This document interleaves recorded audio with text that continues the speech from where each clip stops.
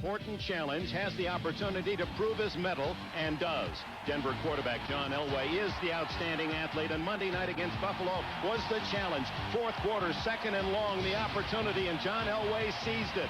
A tackle-breaking run that measured his greatness. Elway advanced 31 yards to smother Buffalo's comeback hopes. Today's challenge is the Los Angeles Raiders. Will the opportunity arise, and can Elway seize it again? Today in Denver, we'll enjoy the answers. NBC Sports presents the National Football League. Today, it's the Los Angeles Raiders versus the Denver Broncos. A glorious early autumn Sunday in the Rocky Mountains, 80 degrees in Mile High Stadium, 76,000 strong, to see the Denver Broncos surprisingly 2-0 with a totally rebuilt team, 18 new faces against the Raiders, a team in controversy regarding their coach Mike Shanahan. The reality is, though, they just don't stop the run. Well, they're 1-1, so it's not that bad, but it doesn't look good. They're not stopping the run. For 20 years, they dominated defense. They dominated football. Now they're getting unraveled with a running game. On the other hand, the Broncos have a newfound attack. Run the football. Take the pressure off Elway. Put the pressure on the Raider defense. And the Raiders defense will rest at the start because they've won the toss and will receive. David Treadwell, who has replaced Richard Carlos as the kicker for the Broncos, sends it on its way. Stephon Adams gives it to Bobby Joe Edmonds, the new Raider. Edmonds, a former Seahawk. And he had daylight, tripped up at the 25-yard line. And here come the Raiders and their quarterback, Jay Schrader. Rory Graves, John Giesick, Turk Wright, and Wilkerson in that offensive line. Two veterans injured, center and guard. Schrader with Allen and Smith. Willie Gauld and Mervyn Fernandez. Mike Dial is the tight end. When they go to four wide receivers, we'll see Mike Alexander and Timmy Ware.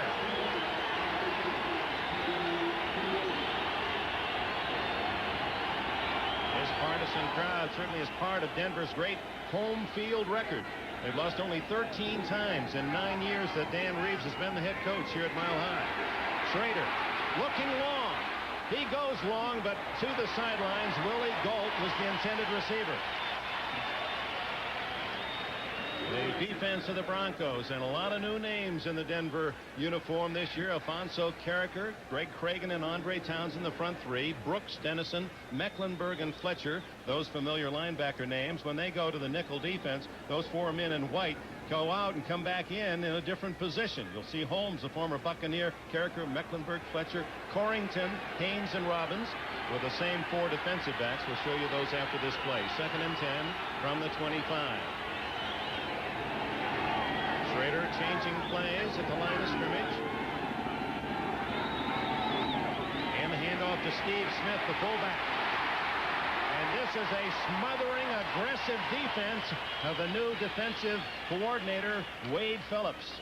Steve Atwater and Michael Brooks, two new names in on the tackle. And Atwater, one of those four deep backs. Tyrone Braxton, Wyman Henderson, two new cornerbacks. Dennis Smith, an old name, and Steve Atwater has replaced Mike Harden. Harden now is in the uniform of the Los Angeles Raiders today. Well, the Raiders are going to have to pick their spots against this defense. So far this year, 1-1, but they haven't had any of that consistency you need. So they're going to have to find their way through this defense. Schrader from the shotgun on 3rd and 9. Gets away from the rush and hits Marcus Allen at the 40-yard line, of first down. And quite a play by Schrader, first to avoid the sack and then on the run to hit his talented receiver running back Marcus Allen. Well, Allen, who something showed up there, Dick. Yeah, something showed up there. The pass rush was right on top of him. This has really worried Dan Reeves prior to the game. Number 60, moving at the snap, 3rd down. So they bring it back. Rory Graves was moving in his attempts to block for Schrader, so that first down pass nullified, and it'll now be 3rd and 14 for Schrader. Well, look for that pass rush. Dan Reeves is really concerned about it. They're stopping the run, but they haven't gotten the quickness they need coming up the field in the pass rush. That last play, they were there. They forced Schrader out of the pocket. Reeves, Broncos didn't stop the run last year. They're first in the league after 2 games this season.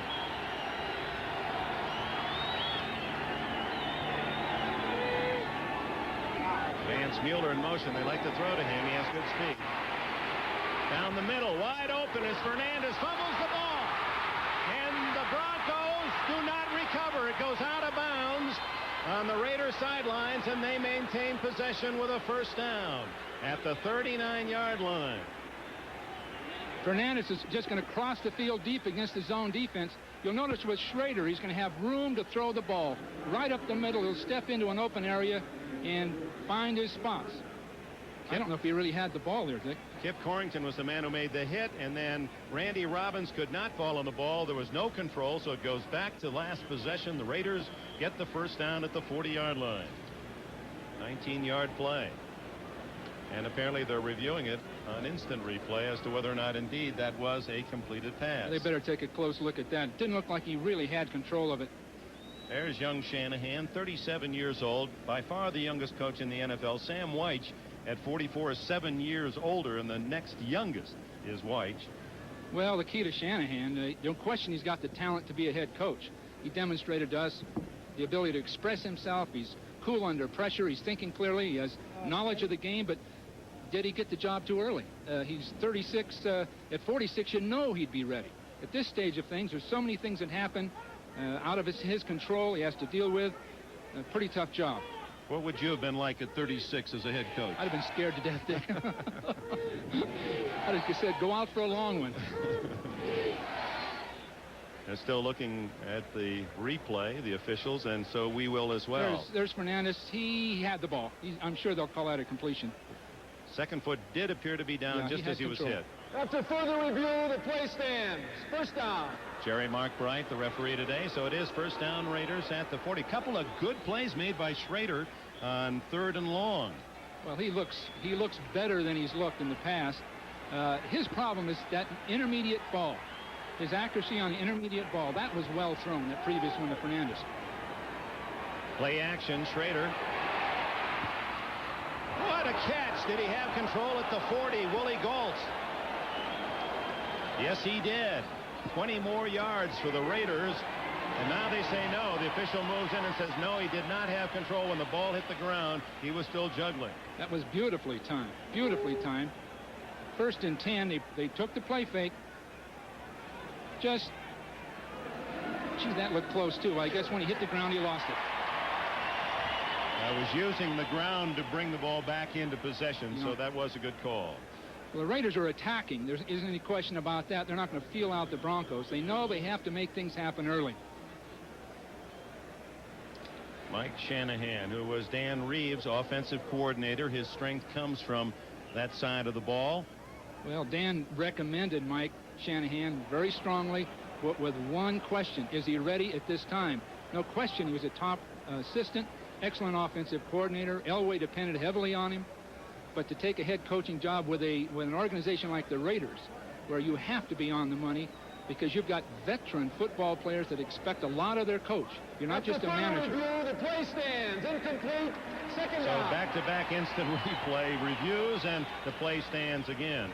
And another nice delay. That gives me time to give you a score from Philadelphia. 31-28 San Francisco leads with 3 minutes to go as the 49ers, rallying from 28-17 down, have taken the lead on back-to-back Montana touchdown passes. No question, Philadelphia blitzed one too many times. 2nd down and 10. That's Dial, the tight end, in motion. The toss to Marcus Allen. And Allen, the all-time rusher in Raider history, has about 7 before he's knocked out of bounds at the 47-yard line. It was a beautiful block by Steve Smith on the linebacker. He just chopped him down. Chopped him down. Smith, who blocked for D.J. Dozier at Penn State before being drafted by the Raiders 2 years ago in the 3rd round. And he has done some damage to the Broncos. Last year, Denver fans will well recall, leading 24-0 at the half.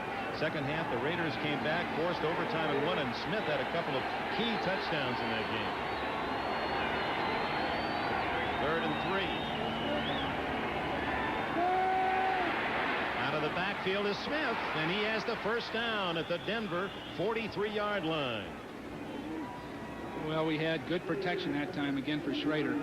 I can understand Dan Reeves' point because his defenders are not getting off the blockers. There's no real pressure on top of it. And just a man in the flat, easy enough. Up the field he goes. And one thing about Smith, he's developed into a good pass receiver, an excellent blocker, and he carries the ball just enough to keep the defense honest. And that keeps the heat off Marcus, because as you know, Marcus is one of the great campaigners in the game today, Marcus Allen. And a marked man for every defense in the league. So another first down for the Raiders. As they take the opening kickoff and have now marched into Denver territory. Michael Brooks can't get Schrader, misses him a second time, and finally down he goes at the 45. That'll go as a sack. Michael Brooks, talk about frustration. He had 2 shots at Schrader and couldn't nail him either time. Well, he blitzed right up underneath everything. Nobody to block him. A play pass, the back was supposed to come across, couldn't make the play. Schrader shows a lot of poise. You know, he's 4 years behind Elway in experience. He was in minor league baseball 4 years. Elway was 2 years at Stanford, 2 years with the Broncos before Schrader even attempted football. 9 games as a college football player, 9 games at UCLA up to his sophomore year. So he's made tremendous progress. Second down and 12. Fernandez, the only man that's wide. He's to the near side, and now Marcus to the other. Fumble, and Denver recovers. Rick Dennison.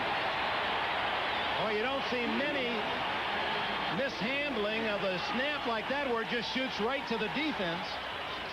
Wade Phillips, the Bronco defensive coordinator, the son of former head coach at Houston, New Orleans, Bum Phillips. Boy, that's a gift. Looks like Schrader was concentrating downfield, just took his mind off taking that snap. And Dan Turk, the center, kicked it forward, it appeared, right to the Broncos. Yep, there's Turk, and unintentionally. Well, we'll see a new Bronco offense now. New offense, 2 tight ends. Elway. Down the middle, incomplete to Clarence Kay as tight end. Zeph Lee, the safety, the man replacing the late Stacy Turan. They'll work on him. Let's look at the Denver offensive unit with Elway running the show. What a great player he is. Perry, Bishop, Karts, Jariga, Lanier. Those 5 men are 16 pounds heavier per man than the team that blocked for Elway last year. Winder, you got a big fullback in Alexander, Jackson and Johnson and Kay, familiar receivers. When they go to 4 wide out, you'll see Steve Sewell and Michael Young. As you know, Ricky Nattiel placed on the injured reserve list. He'll not play now for 6 weeks. He has a fracture of the kneecap.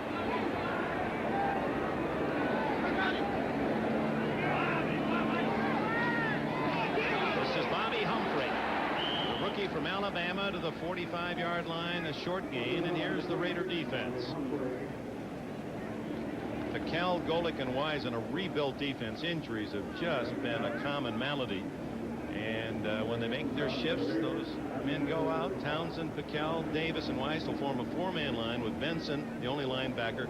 Mike Haynes and Eddie Anderson come in as the extra defensive backs to join McDaniel, Washington, Lee, and Dan McElroy. Van McElroy is a safety that plays linebacker. That last play right into the middle of the tackle, he's been really the thing to save the Raiders' running game. Flags are down. Elway has a free play. Or does he? Contact before the ball was snapped is the call. Or were the Raiders drawn offside? Elway's got an excellent head, Bob, Dick. Excellent. He can pull people off. He's done it his entire career. Full start, number 72, offense. It goes against the center, Keith Karts, and the 5 yards back to the 40-yard line. Well, here we'll get just a slight movement of his head. I didn't really see anything, to be honest with you, from here in the replay. Bob Golick, who charged offside, apparently pointed out something. He pointed out that he's the veteran. He knows about how to approach a referee. Raiders very, very happy with Golick's performance, a Plan B free agent from Cleveland. 3rd and 13. Elway. It's a first down at the Raider 41-yard line to Steve Sewell.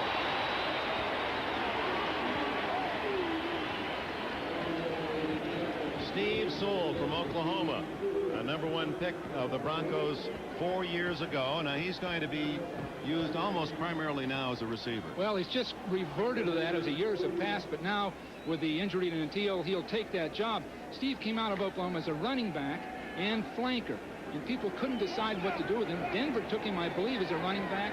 That didn't work out. He's been an exceptional receiver as a spot player.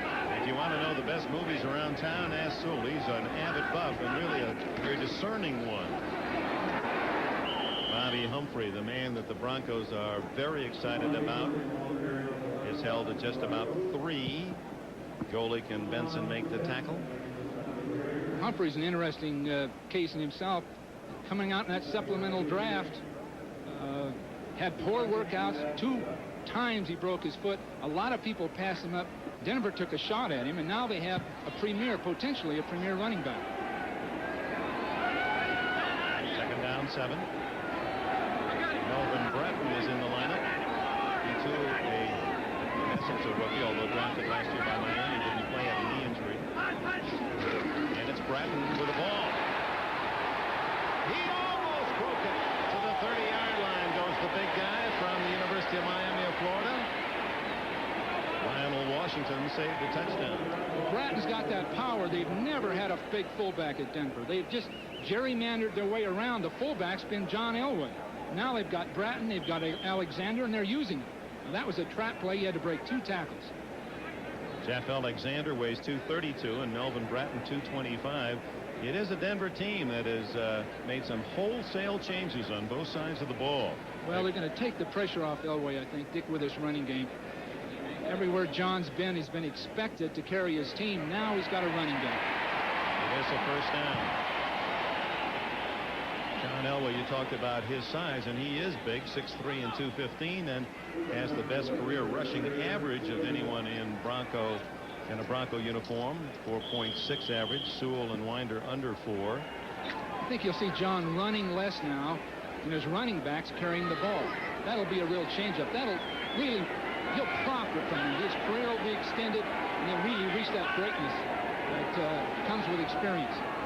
No scores, 1st quarter, 8:26 remaining. Sammy Winder, a little delay, and he weaves his way inside the 25. Great job of pulling by Gerald Perry, the left tackle, right up through the hole. Beautiful shot.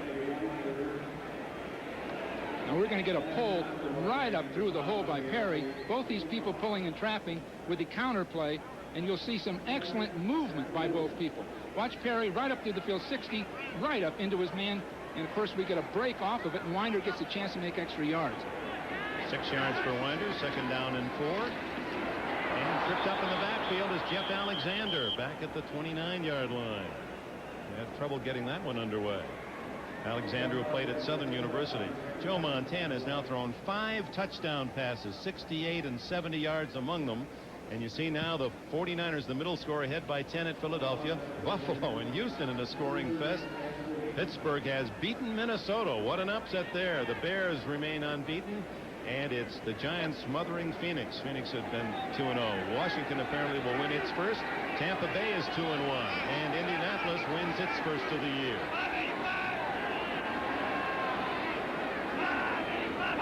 It's Michael Young in motion. He was going forward. That's a penalty. The throw by Elway, incomplete. Intended for Mark Jackson, and Terry McDaniel knocked it away. But Michael Young was moving upfield, the man in motion, before the ball was snapped. He just turned upfield, anxious to get up the field. In that case, he can't hear John talking, Elway talking, and he can't be totally sure when the ball is going to be snapped. So you see him bending up the field prior to the snap. We have illegal contact, number 22, defense. Penalties offset, 3rd down.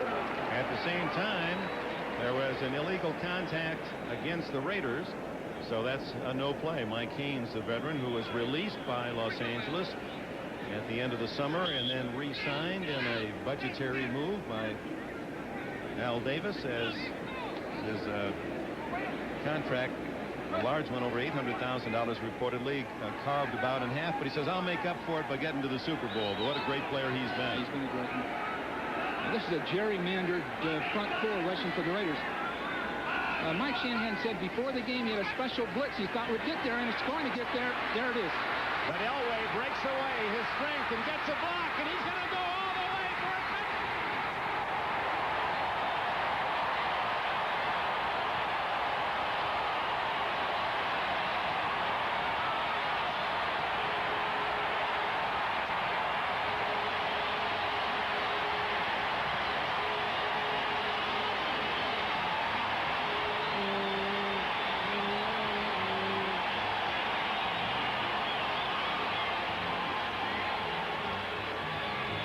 Yeah, we started today and welcoming you to Denver, talking about the greatness of that man, John Elway. And it gives you shivers when great players do great things, and Elway doesn't disappoint you often. David Treadwell, the new kicker, he hasn't missed a field goal or a PAT. And Denver, after the fumble recovery, gets the first score of the game. John Elway, 29 yards. We're getting a blitz. John's going to come forward and make people miss and work up the field. McElroy had a sack. Almost made it. I know the Raiders had worked and worked on this figure, and they knew the pass protection. McElroy almost there. Now look at this talent. This man is not only a great athlete, but those instincts are there. Set up the blockers. He set up two great blocks on the way to that touchdown. Let's see Elway from ground level. Watch him avoid people. Two people have to miss. Now when he starts for that goal line, he's a load.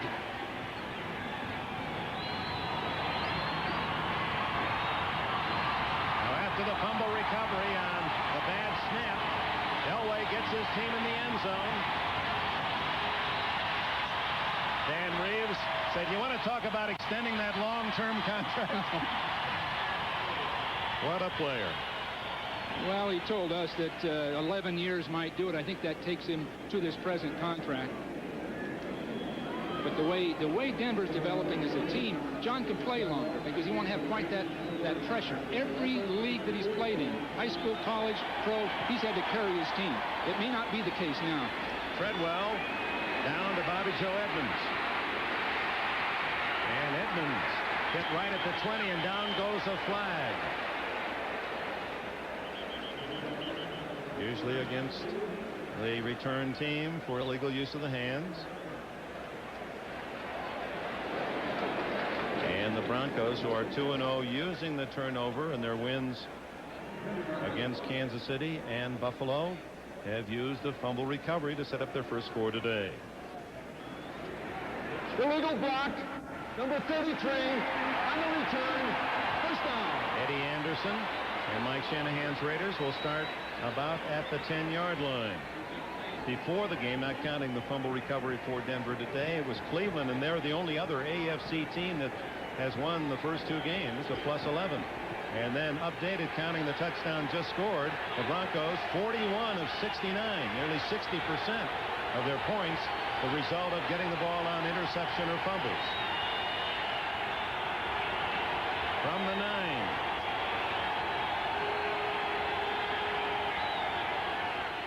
A draw to Marcus Allen. And what an effort by Allen, who fumbles, but I believe he was down. He was marked down at the 15-yard line, a 6-yard gain for Allen. Marcus has been a great campaigner, one of the great players in the league, but more importantly, what a competitor. And he's had to carry his team in a sense. He's one of the few people left from the glory days of the Raiders.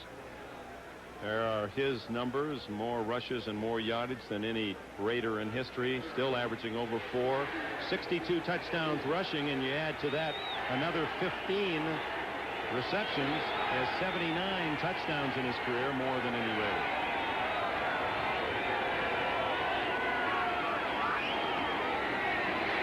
Allen again, picking his hole and picking up the first down with it to the 21-yard line, a half dozen more for Marcus.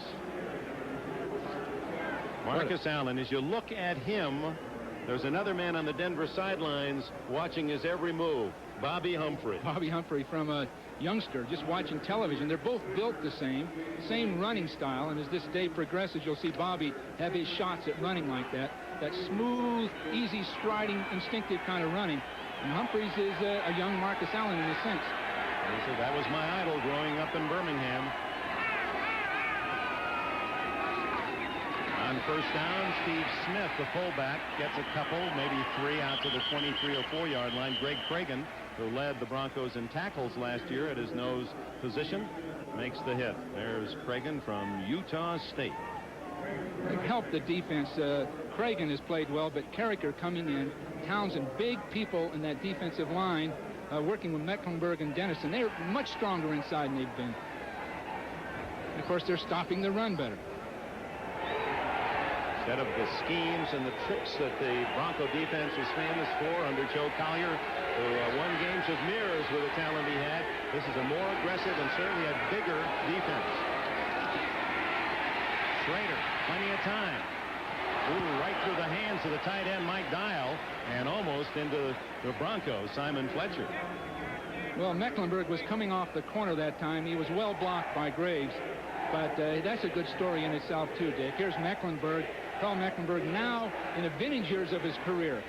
He came in as a late pick, came out of Minnesota. Prior to that, Augustana College, but in his junior year of high school, he was a junior varsity player. Wasn't big enough, didn't have the skills. And just by his tenacity, he's come all the way up to becoming a premier football player. Right now, he's at the defensive right end for Denver. He's going to pass rush. That's a nice inspirational story for every young player. Fumble by Schrader, and the Broncos may have taken it away. Yes, Mecklenburg.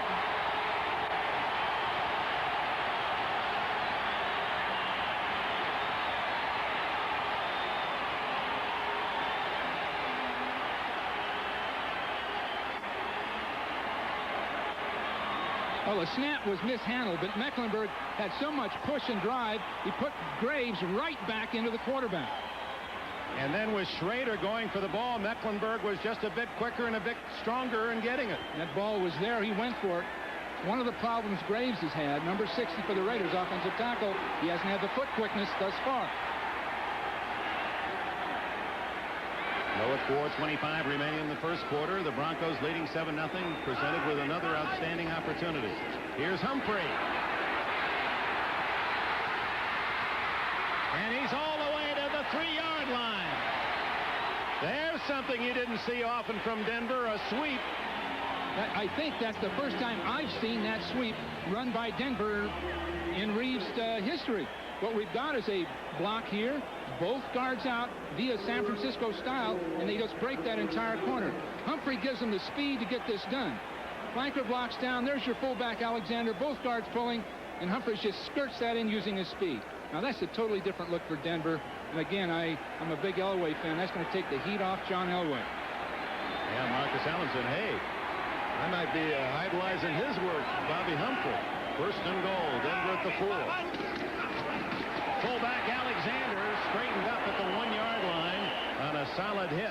Eddie Anderson came up to meet him and deny the touchdown. Just a straight shot right up the middle. One man to do it. Anderson had to make a heck of a tackle to get that done. Again, you've got a big fullback now, 230 pounds, in Alexander. Again, they've had to do it in a sense with tactics at Denver in the past. Now they can just take you on physically. Yep, undersized both offensively and defensively, and still made it to 2 Super Bowls. Elway looks at the formation and calls timeout with 3:49 remaining in this opening quarter. You know, that's really a credit to Joe Collier, who's no longer with Denver as a coordinator. He never had the personnel that the Giants had, or the 49ers or the Bears on defense. He, as you said earlier, Dick, he almost did it with mirrors and tactics. Wade Phillips has replaced Collier. Collier and his staff fired at the end of last season. Phillips, better known as, in fact, he says, I got a nickname. They call me SOB, son of bum. And everyone thought that it was just because of Bum, his dad, that he was in football. This is a sharp football mind. Well, he came from a football family naturally. He was in coaching high school at age 24, in pro football in Houston as an assistant at age 28. So he's got that lineage of football, that experience, but he teaches good, simple, fundamental football. Now that the Denver team has those kinds of athletes, they can thrive on his kind of defense. A good example would be Michael Brooks as the starting linebacker, number 56. We'll see him later.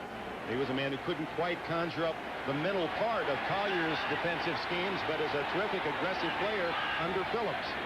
Second and goal. Alexander carries the man with him into the end zone for a touchdown.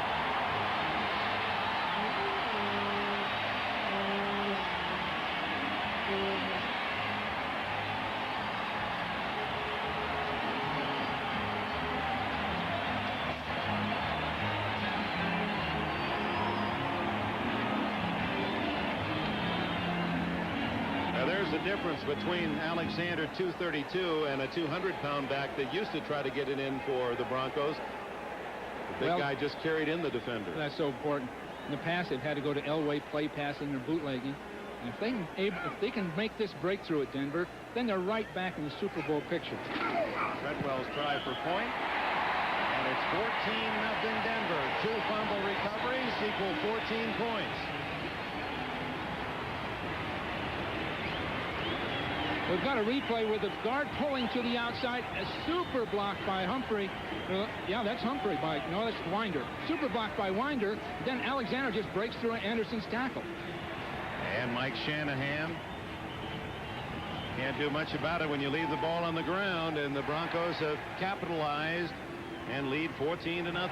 Well, the wheels are turning for Shanahan right now. He's looking at 14-0. He's going to have to put things together a little quicker than he'd hoped. Going to have to get the ball in the air. And Bobby Joe Evans, by the way, Dick's going to have to make a play. He's a super return man. And he's got that speed. He's got that persistence. He's going to have to make a play to get field position at least once during this game. Last year, in the first game between these two teams here at Mile High, Denver did the same thing. They jumped out to a 24-0 lead at the end of the first half and didn't win. And Shanahan won both games against his former head coach Reeves, winning 21-20 in the Coliseum for the sweep.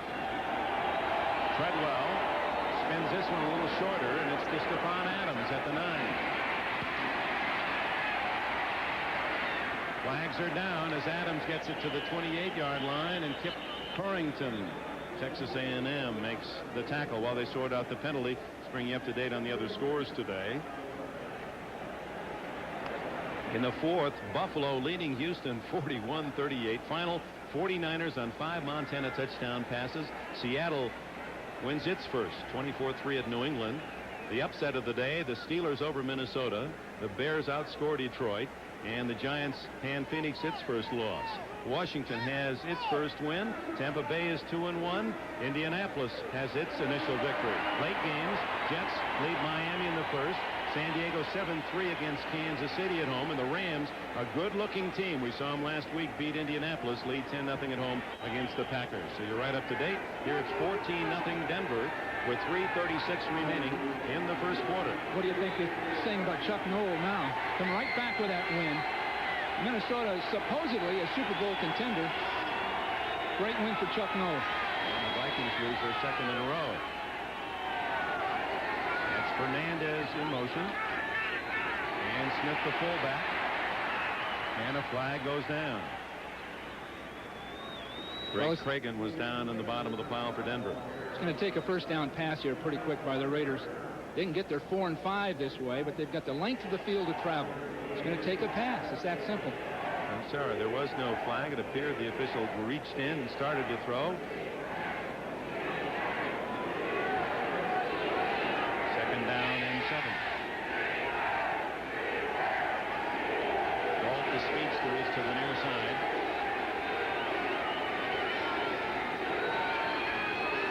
Look out for Mecklenburg. Schrader throwing it a mile to Galt and overthrows him. Boy, does he have an arm? Almost too much. He overthrew him last week at Kansas City, and Galt sprinting clear. But that ball thrown on a line, there was no room for Galt to maneuver under it. It was a bullet all the way. That is so tough because Galt's speed, Schrader's arm, Dennis Smith wasn't near the deep middle. The ball was beyond him, all the way down the field. But again, you have to hit those kind of things. And Dennis learned something real fast right there. With 1 second left, Tony Zendejas has kicked a 26-yard field goal for Houston, and that game's in overtime. Buffalo and Houston at 41.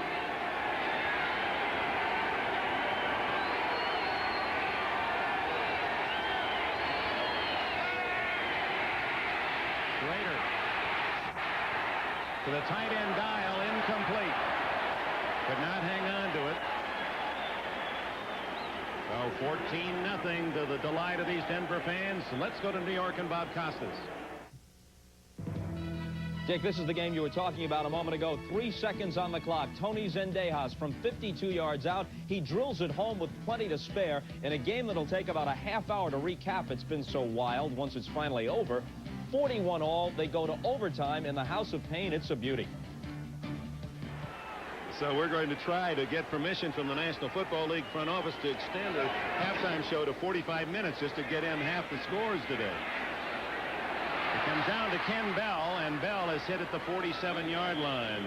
Jeff Gossett's kick, 46 yards. Let's tuck in some baseball scores of note, importance, as the pennant races come down to the final weeks.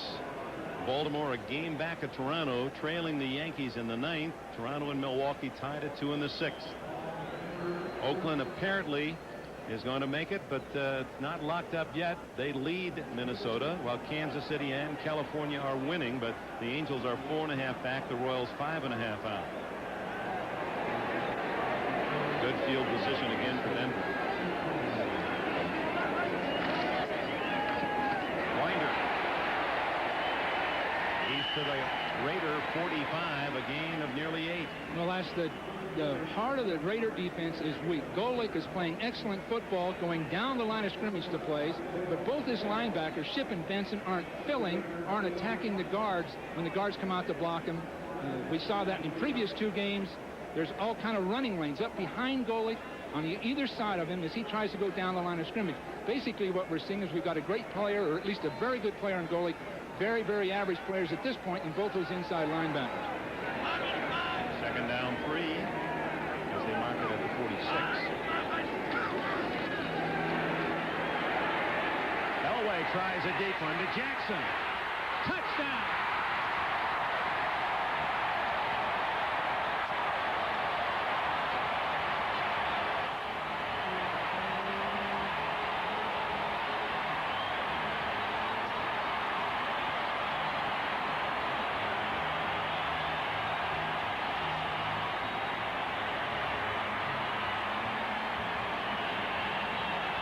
John Elway's 3rd touchdown pass of the year and his longest, 46 yards to Mark Jackson, right on the money. Al Davis in the crowded press box area. Well, when we talked about McElroy earlier, we said linebacker safety. He's been coming up to make these stops at middle open when he came forward on that play pass. David Treadwell just does skid that one through the right side. It's 21-0. It's a great shot down the field. Now Washington will get in trouble. He's basically in a zone defense. He's turned and see he finally has to react inside, but there isn't any weak safety. He doesn't show up. He doesn't show up. There's the big play. There's a great catch too. It appeared Washington was in position to move in and make the defensive play, and Elway had just enough arm to put it out of the defender's reach. 21-0 with 1 minute 43 seconds left in the first quarter, and do they love it in Denver?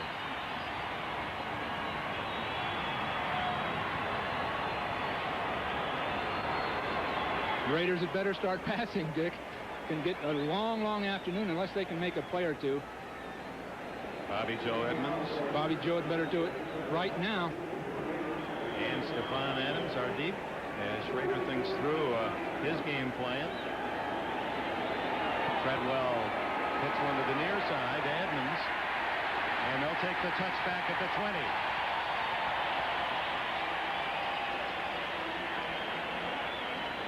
We're going to get a post pattern here, Dick. McElroy's going to be looking the other way with a good play fake inside. We're going to have a big hole in the defense with Washington isolated down that field. See McElroy just turn his back. Now it's too late. And that's a concentration catch because Washington reached in just a little bit early. Mark Jackson, really a happy-go-lucky guy. He's got one of those terrific smiles. And He's got that enthusiasm, almost naivete of a young man. He says, but you know, for the first time, I think I'm a veteran. I can actually say I'm a veteran. I feel like I'm a part of this whole thing, and it's not just a dream. Well, the confidence oozed out of him. Screen to Marcus, and he's got some blockers. And dives out to the 30-yard line. It'll be, depending on the mark, close to a first down. Think of Marcus now. When Bo Jackson returns, Marcus is now a fullback. And this great campaigner who gives it everything he's got throughout the game, throughout the season, in a sense has carried his team when they've lost some of that great talent over the years. He's going to have to play fullback in a few weeks. And I can't say that it's the wrong thing to do, but Marcus has to be a big guy to be able to accept that.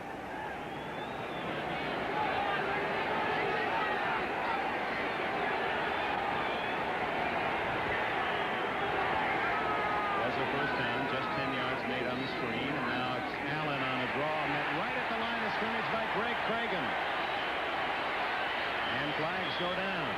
Oh, getting a little serious in there now.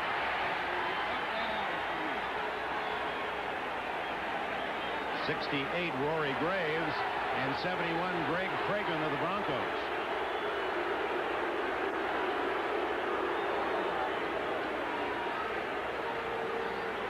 Well, the Raiders are going to have to keep their poise at this point. You can get frustrated down by 3 touchdowns and take things personally, but they're going to have to keep their poise. Mike Shanahan went through a tough preseason, lost all 4 of the Raider games, and came out, won on opening day impressively against the Chargers, 40-14. Lost a tough one. They could have won last week at Kansas City. At least that's how they felt. A drive at the end of the game by the Chiefs won it. 60 yards of the drive on penalties.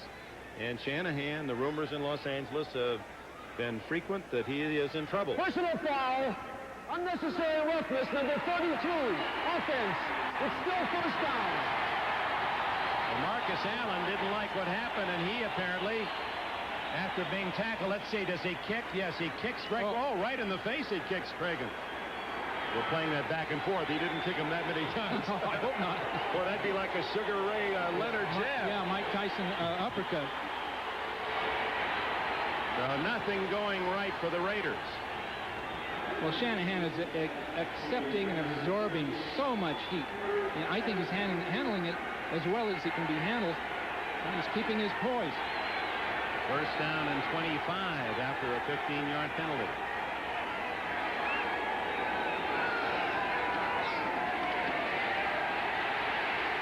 Screen to Allen, and Mecklenburg gets him.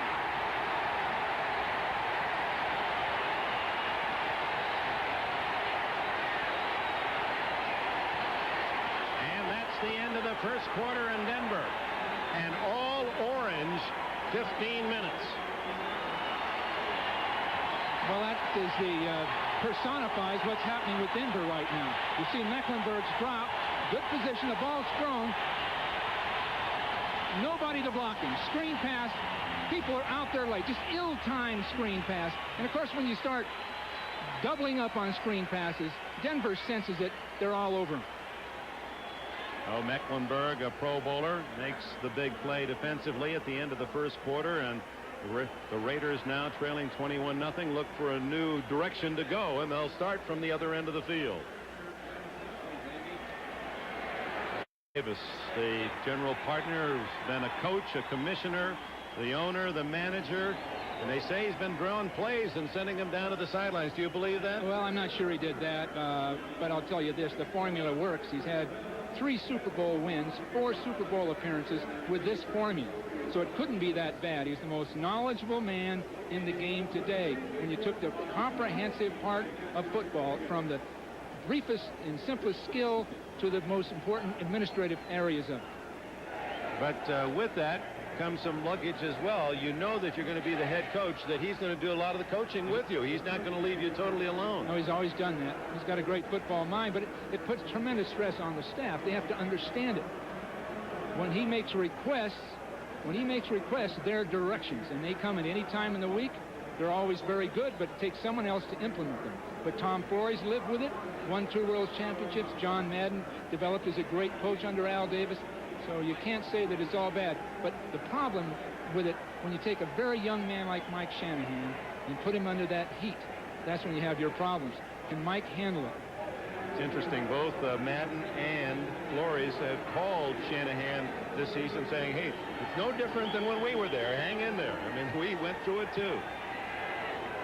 And it can be gut-wrenching to have that heat because you know the man's virtually always right when it comes to football. Second down and plenty.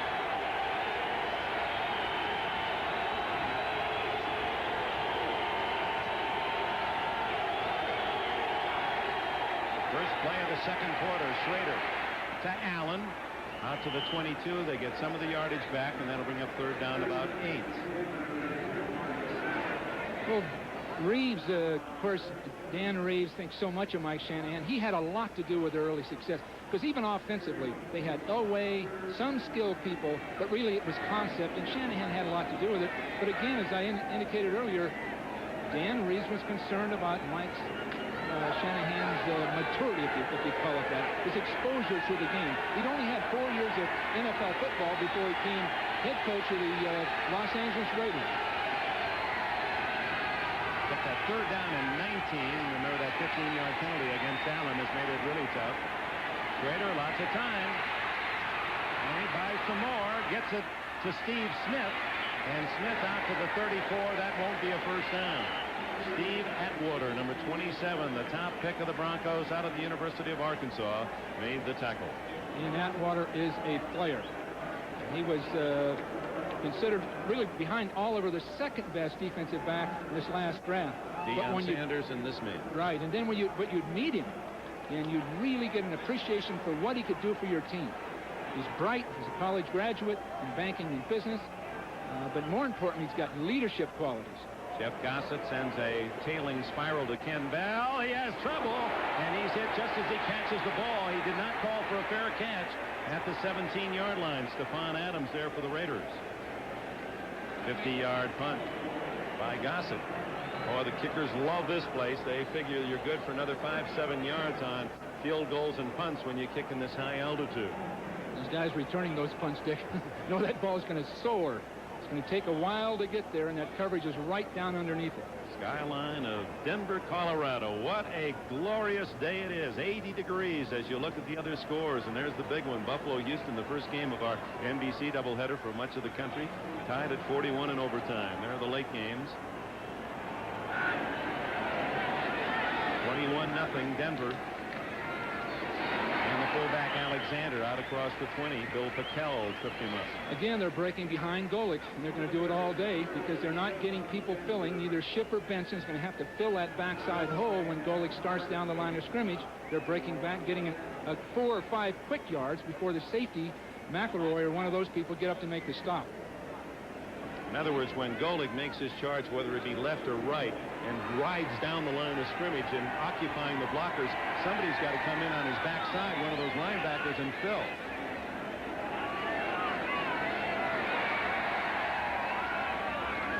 On 2nd and 7, a delay. Oh, my! Winder is popped as Tom Benson, number 54, he filled. He saw a hole and shot through. Benson from Oklahoma, Plan B free agent from New England. Well, the Raiders have tried to help their team to refurbish it with Plan B people. Emmanuel King, Benson, Golick, Schiff, all these people are Plan B, become free agents with other clubs, sign for big bonuses.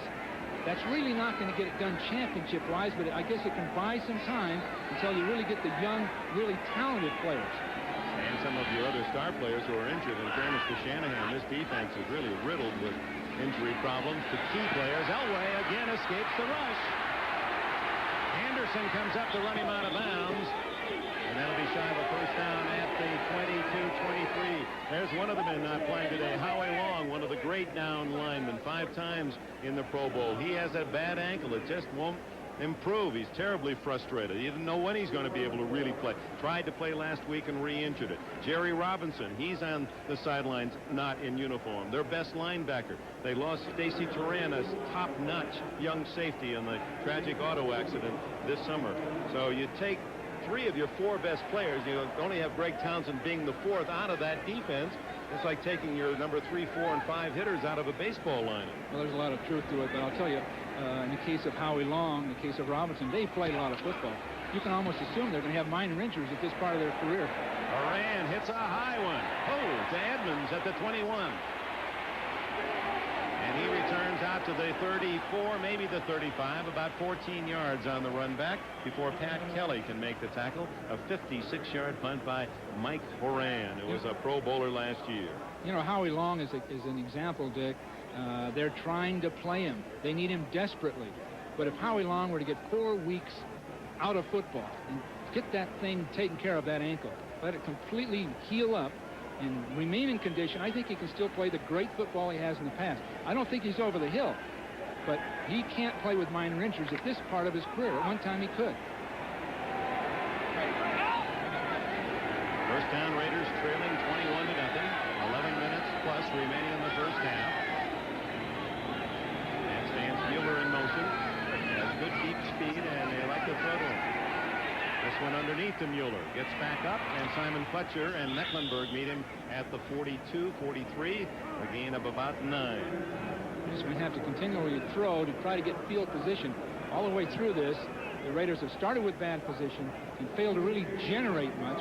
They're going to just have to throw the ball down after down. Their protection's pretty reasonable. They're getting a zone defense.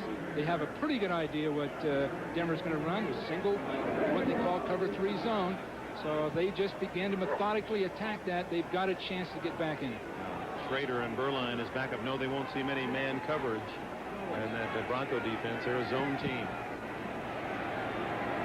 Second down 2. Marcus shooting up the middle near midfield in the first down. Well, he's got healthy legs, quick legs, because he didn't go through the rigors of the summer training. As you'll recall, he didn't sign until the final week of the preseason. Sometimes you wonder whether the training camp's necessary at all for a Marcus Allen. I'm sure that's how the Raiders felt. Shouldn't say he signed, should I? He just reported because he wanted to play. He's trying to negotiate with Al Davis. One of the key parts of that negotiation is he doesn't want to play fullback when Bo Jackson comes back. I think that's what he's been holding out for. I don't know what kind of concessions he got, if any.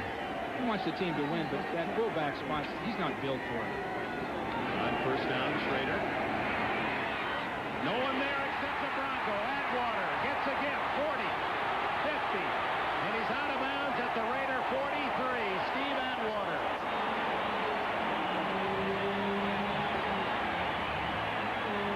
Well, that was a blown pass or pattern. Because Galt wants to break to the outside, and Schrader throws it for an inside break. Steve Atwater saying, my, throw this right to me. He has his first pro interception. Well, you see Galt breaking to the corner. We're going to get a ball thrown right inside. There's the interception. So we had miscommunication of some kind. You're not sure which of the two. The protection's pretty good. He strides into the throw, but you see Galt breaking away. Of course, Atwater just takes it like it's a punt. Oh, another turnover, the third of the game. And Elway starts at the Raider 43. And Bobby Humphrey gets very little. Tom Benson right into him. Well, Benson's been leading the team in tackles. That's one of the few times he's made the tackle on the other side of the line of scrimmage. In my observation, he's been making a lot of stops, working along the line of scrimmage behind it. And that's just not going to get it done for a linebacker. In his own set, meaning behind it, being in your own secondary, in your own not secondary, behind right, right. Did I say behind about 4 times there? Ball at the 42, second and 9. Humphrey and Alexander, the young setbacks, and Golick charges in. We'll see if Elway drew him off.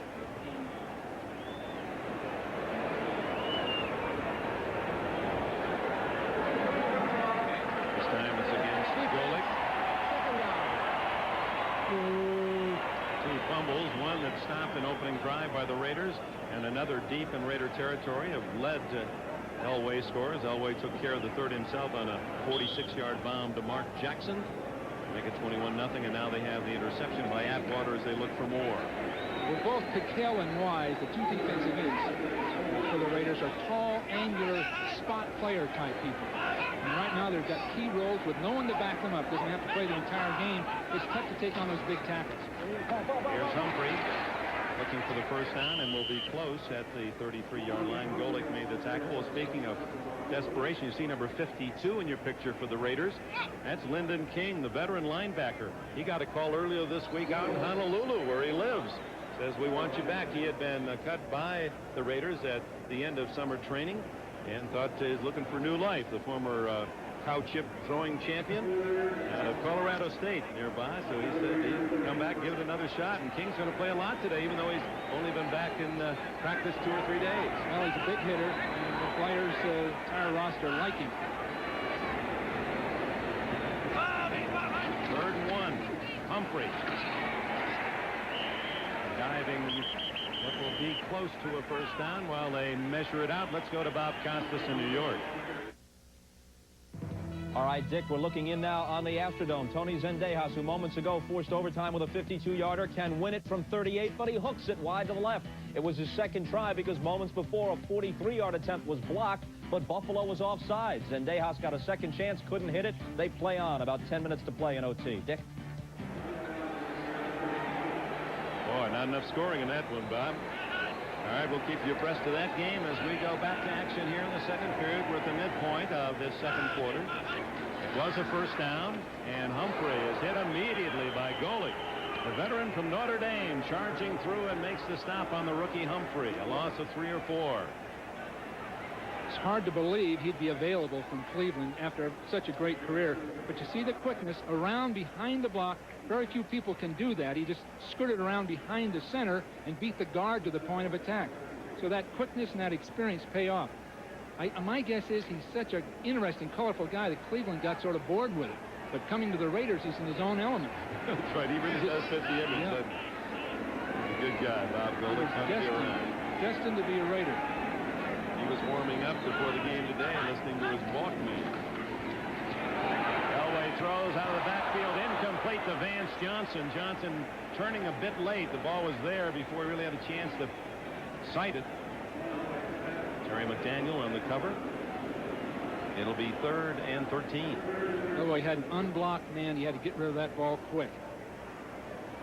Vance Johnson, the Bronco artist. He's a talented man, not only in uniform as an athlete, but his work on the canvas. And we get a chance later, we'll share some of his latest with you. Talks about creativity as a player and as an artist. I guess they have a certain artistic sense to being a receiver. Elway, who's 2 for 4. Throws it in the flat, incomplete to Winder, and flags are down. Bill Piquel was putting on some pressure. I don't know if all of this is necessary, Dick. All of this movement of Elway. They've been running the ball effectively, and they try to get him all the way outside. That's when he's vulnerable. He's always made his big plays out there. But I'm not sure they need to do it. They've got a good lead. What you're thinking about here is 3 points. If you can just make a 5-yard gain, you can kick a field goal, you've got 24 points. Penalty is against Denver. Holding, number 23, offense. Penalty decline, 4th down. So 4th down and 13 from the 35. David Treadwell has never made one over 50 and is not going to get a chance here as Mike Moran, the punter, comes on for Denver. That's one bit of strategy that sometimes people overlook. Just 5 yards more there, and you'd be going for that field goal. Instead of 52, it would have been a 47-yarder. You've got a shot. Bobby Joe Edmonds back at the 10. Moran, who is superb at kicking the ball inside the 20 without the touchback. In fact, he didn't have a ball in the end zone on a punt until the last game of the year in 1988. Went the full season keeping the ball in play.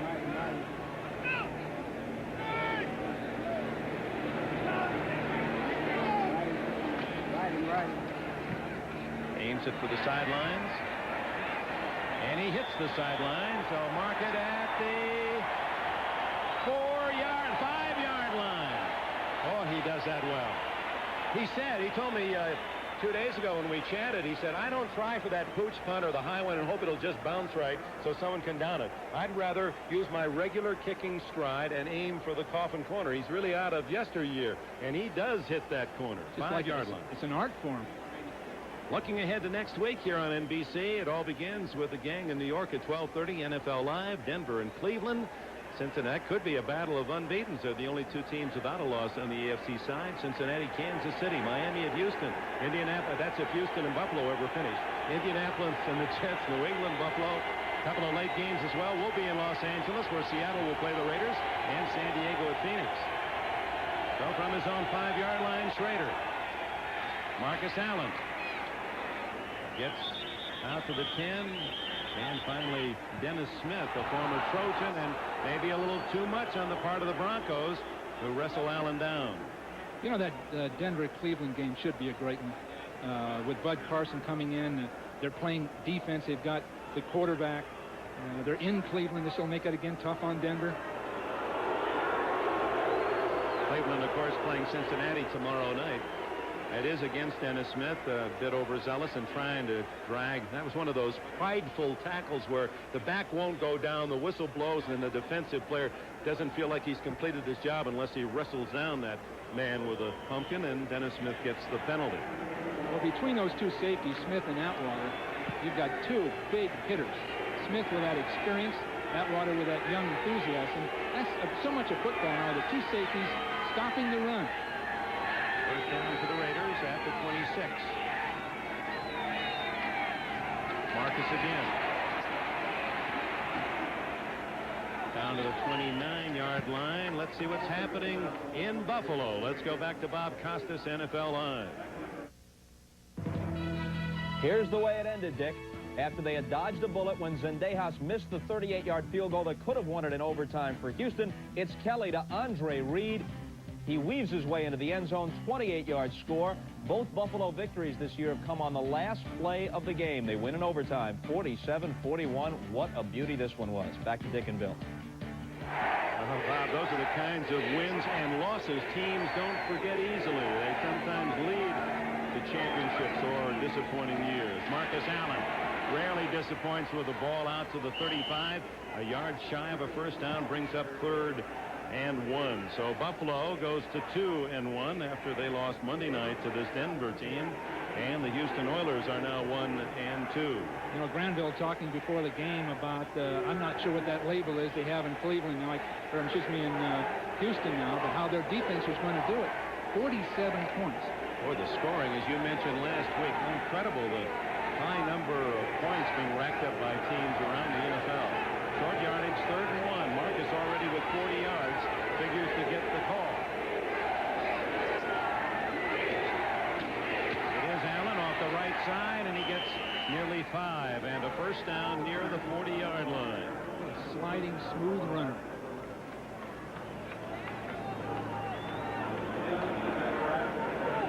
Well, I know you're out of breath, but we want to welcome those of you who have been watching that struggle in overtime as the Buffalo Bills and Houston Oilers have finally finished business. You see the score, 47-41 in overtime after the Oilers squandered some field goal chances to win. Here, Broncos of Denver have not wasted any opportunities. They've racked up 3 quick touchdowns in the first quarter, and now in the second period with 4:22 remaining in the half, it's the Raiders trailing 21-0, and Schrader on 1st and 10 scrambles. He's got a lot of running room, and the big quarterback dances out of bounds at the Denver 42-yard line, and a first down. And that's remindful of a John Elway scramble for a touchdown, a marvelous run, much like the one that set up the win in Buffalo on Monday night. Look at this. He eludes the rush.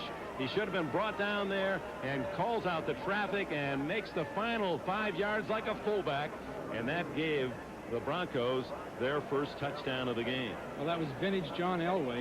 He did it last week. He'll do it every game. There'll be one run somewhere that'll make a difference. But the difference in this Denver team now is that running game. It's got the pressure off Elway, defensively and offensively. Well, Bill Walsh, John Elway also with a 46-yard throw to Mark Jackson. First down Raiders. Steve Smith inside the Bronco 40, and a lot of drive carrying the whole pile with him to the 36-yard line. Great effort by the former Nittany Lion Steve Smith. Powers and Dennison, 2 of the men that finally get him down for Denver. The Raiders have sputtered. They've sputtered defensively and offensively. Schrader, I think, is playing his best football ever at this point, making good judgments, throwing the ball accurately. But they're just sputtering. In this case, they're trying to run. 3:40 left in the half. They've got a passing game. You might as well go ahead and throw the ball. Second down 4.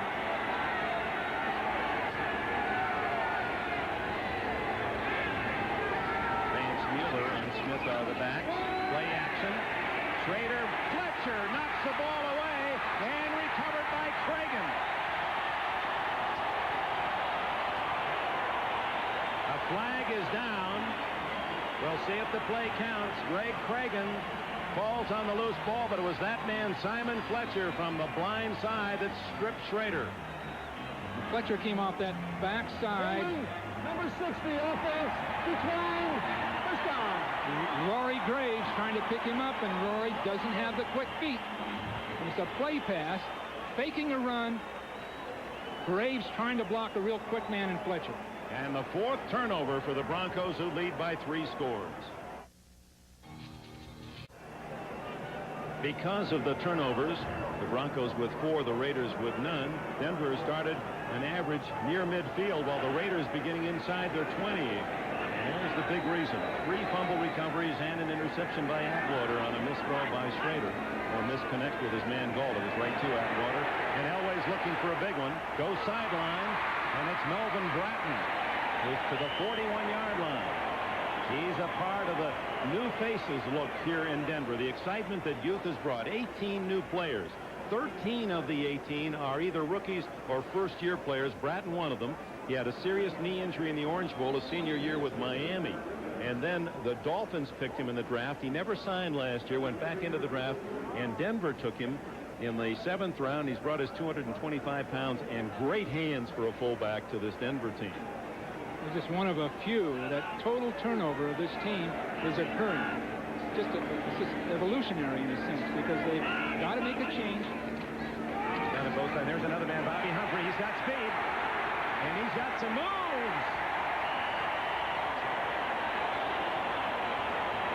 12 yards for Humphrey, who idolized Marcus Allen as he grew up near Legion Stadium in Birmingham, Alabama. That wasn't Marcus Allen running. Look at the sliding, slithering kind of movement. Keeping his feet, head up, the same style. Sort of an upright sliding style. And watch the final spin for the extra yards. That's Marcus Allen. Now Bobby Humphrey has had somebody to watch all these years. One of the truly great ones. One just beginning his career, the other winding down somewhat. It's another Denver first down as they drive for more, leading 21-0. Welcome back to Denver. Dick Enberg with Bill Walsh. Boy, those 49ers are struggling since you left them. Now, you had a chance 10 years with the 49ers. You played Denver and Dan Reeves, what, 5-6 times counting the preseason? How'd you do against them? We couldn't win a game. You never beat them. We had the snowball game. We had the dropped punt. We had the wind blowing last year in Candlestick, but above and beyond that, they were too quick for us, and they beat it. Well, they let you know about that when we arrived in Denver, that's for sure. Here comes Elway trying to add to the 21-0 lead, and Bobby Humphrey has the catch out of bounds at the 20-yard line. Jackie Shipp, the tackler for the Raiders. Here's a young kid from Alabama who grew up, as we said, near Legion Stadium as we get a little push and shove. Nothing serious. And used to sell Coca-Colas, he told us, at Legion Stadium. He said, all you hope for is to have a good day of sales so that you could quit after 3 quarters and watch the game in the 4th. And I asked him, I said, well, did you always want to be a football player? He said, no, my mother said I should be a musician. He was a trumpet player, pretty good trumpet talent, all through elementary school, and had to sneak away to play in his first football game. That's a familiar story. And he said, the only way I could win my mother's way, I was the most valuable player. I brought back the trophy. Brought back the trophy. He said he tried the trumpet just recently. Thank God he went to football. Boy, he's got some talent. They took a chance. He had a couple of broken... he had his foot broken twice during his senior year at Alabama. And many thought he was a risk. But, boy, the Broncos like him, and he certainly looks healthy. Well, it was really a coup for Denver in drafting him. He wasn't in shape. He had that history of broken bone in his ankle. The scary part of it, a lot of people were off of him because of that.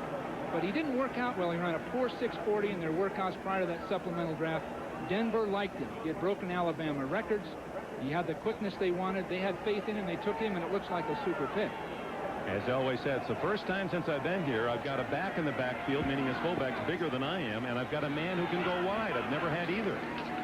Here's the speed. And on first down, Humphrey's near the 10-yard line as the clock runs. 1:12 left in the half. 21-0, and Elway has 2 timeouts left. I don't think this is one where the Raiders can come back, Dick. I know they did a year ago. Different kind of game. In this game, Denver's dominating physically. And I don't think the Raiders can come back. If they do, they're going to have to go ahead and throw the football. That last hit on Schrader was a play pass with just minutes to go in the half. No reason to play pass block in that situation. Vance Johnson in motion. Elway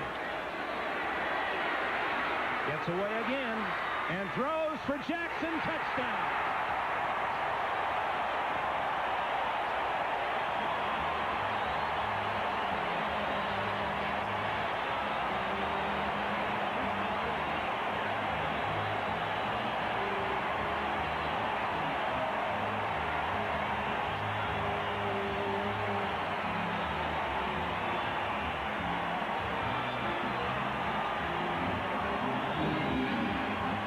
Again, it was John Elway making the play happen. He first had to elude the rush strong enough to kick free and find Mark Jackson for 11 yards. He had hit Jackson earlier on a deep post for 46 yards and a score. This is one of those plays that are spontaneous that Elway's done probably since he's in the 7th grade. A great spontaneous play. David Treadwell, the new place kicker for the Broncos, adds the extra point. And with 36 seconds left in the half, it's all Denver.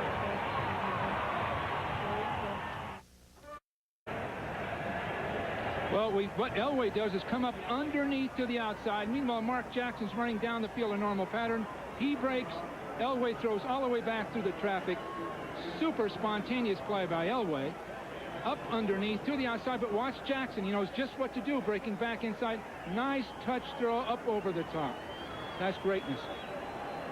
Elway running and throwing the ball has had a remarkable first half, and the 28-0 score reflects that. A long attempt by Edmonds. He gets to the 19-yard line, turning it out of his own end zone, and it'll be first down for the Raiders at that point. Well, the right way here in Denver is the Elway in this first half, running and throwing 28-0. Back at Mile High Stadium, rebuilt and revitalized, Denver leading 28-0 and capitalizing on the turnovers, 4 of them, and 3 of them resulting in touchdowns, as they picked off 3 fumbles and an interception against the Raiders. 31 seconds for Schrader and the Raiders, and trailing 28-0. They're going to try for something and send 3 wides to the left. And then they screen it up the middle to Marcus Allen. He has a terrific talent, but gets only 11 yards out of it and fumbles, and it goes out of bounds. That was a live ball. What a player. Stops the clock. Marcus, with that history all the way through from University of Southern Cal to this, just great competitor with stamina, win or lose. And we've got greatness on the field in Marcus, and certainly in John Elway and Mecklenburg. Time running out on the Raiders. Catch by Mervyn Fernandez, and he's whistled down by Atwater, the 6'4", 215-pound rookie safety. And that's the end of the first half, and the Bronco fans loved it all.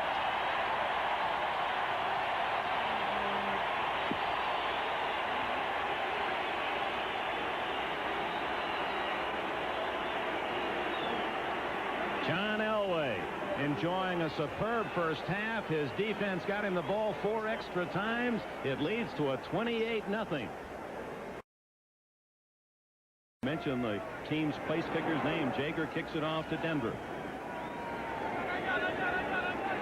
It's Bell and Humphrey, and Bell takes it at the 9. And Stephon Humphrey, Adams can't tackle him. Stephon Humphreys can't either. He quit after last year here in Denver, and it's first down for Denver at the 20-yard line. John Elway and Jay Schrader, comparing them statistically, both men with about equal yardage, but Elway getting 2 touchdowns while Schrader intercepted once, and he also fumbled once that led to a score. They're so much alike, born on the same day, 1 year apart, both grew up in Southern California, played against each other in high school, in football and in basketball, both married wives that were athletic. It goes on and on. They've been tracing each other. Both played minor league baseball. I might remind you, Dick, both hit very poorly in minor league baseball. That's right. They were common in that regard. Well, no, actually, Elway hit over 300 this year in Oneonta, New York, while Schrader had trouble with the curveball after 4 years in the Blue Jay organization. And there they are. They were 79, drafted Schrader in the first round. Dan Marino of Miami in the fourth round. Infielder, third baseman, John Elway in the 18th by the Royals, eventually signed with the Yankees. And Don Mattingly, who's he playing for? The Buccaneers, Tampa Bay Buccaneers, I guess it is. Schrader started late, and he's in pretty good shape now to become one of the better quarterbacks. Second down, 6.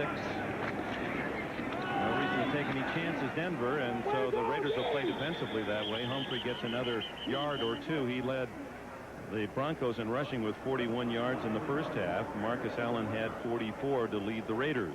Well, now it's time for the Denver running offense to show. 28-0. Obviously, they've got a commanding lead. They can use the clock, develop that running game, and this is the time to take a look at these offensive linemen and use different combinations of blocking, different combinations of plays. They'll have them on tape. They have a good chance to utilize them. Meanwhile, the Raiders are desperate. They've got to make big plays. They've got to come up with something real fast. Sometimes Elway in this situation will use a draw of the shotgun. No, that won't be the case. 3rd and 4. And it's intercepted. Lionel Washington. And Washington heading for the end zone. A Raider touchdown. Well, they made something happen. That was the blitz that Mike Shanahan talked about before the game. A 3-man line in a nickel situation, bringing a man off the corner. In this case, it was Van McElroy. Put the heat on Elway. Elway threw a bad ball. First bad ball of the day. Shotgun formation. McElroy will come from the left of the screen. John's in pretty good shape here, but you see 2 defensive backs on him, and that's just a bad throw. John threw it off the back foot. Again, the running game is critical now. Use the clock. 3rd and 5. Take advantage of it.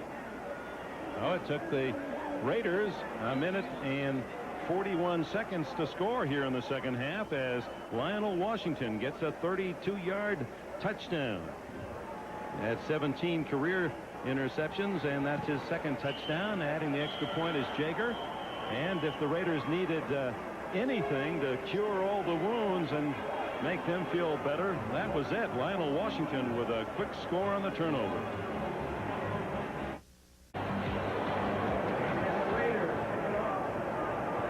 The end zone it goes. Ken Bell sits it down for the touchback at the 20-yard line.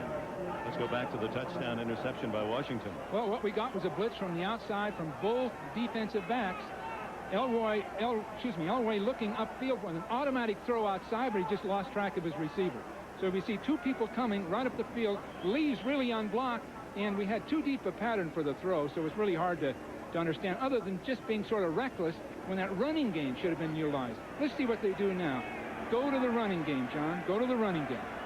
Washington with his second career touchdown with an interception. And now on first down at the 20, tackled is the fullback Alexander. Again, for those of you who joined us late, the 2 big differences on the offensive side of the ball for the bigger, bulkier Denver team. They were always oversized on offense and defense, and Elway put it very succinctly. He said, for the first time, I'm not the biggest guy in the backfield. He's got Alexander at 232 and Melvin Bratton at 225. And the other is, for the first time, we have sweeps. We can get the ball outside. Bobby Humphrey has the speed to get around the corner. The Denver attack had always been tackle to tackle. They've got the big blocker, the fine running back, a bigger line, as Dick indicated. The pressure's off. Here's the sweep. Here's Humphrey. And he cuts it upfield in a hurry and has the first down.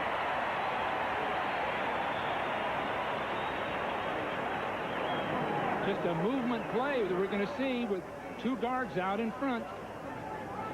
And what we're going to get is blocking down, a fullback outside. But look at both guards coming to the outside with that speed. They just took at the edge of the defense all the way around the corner, and that's just hard running right up the field by Bobby Humphrey. That's what they were looking for on a runner. They finally have it.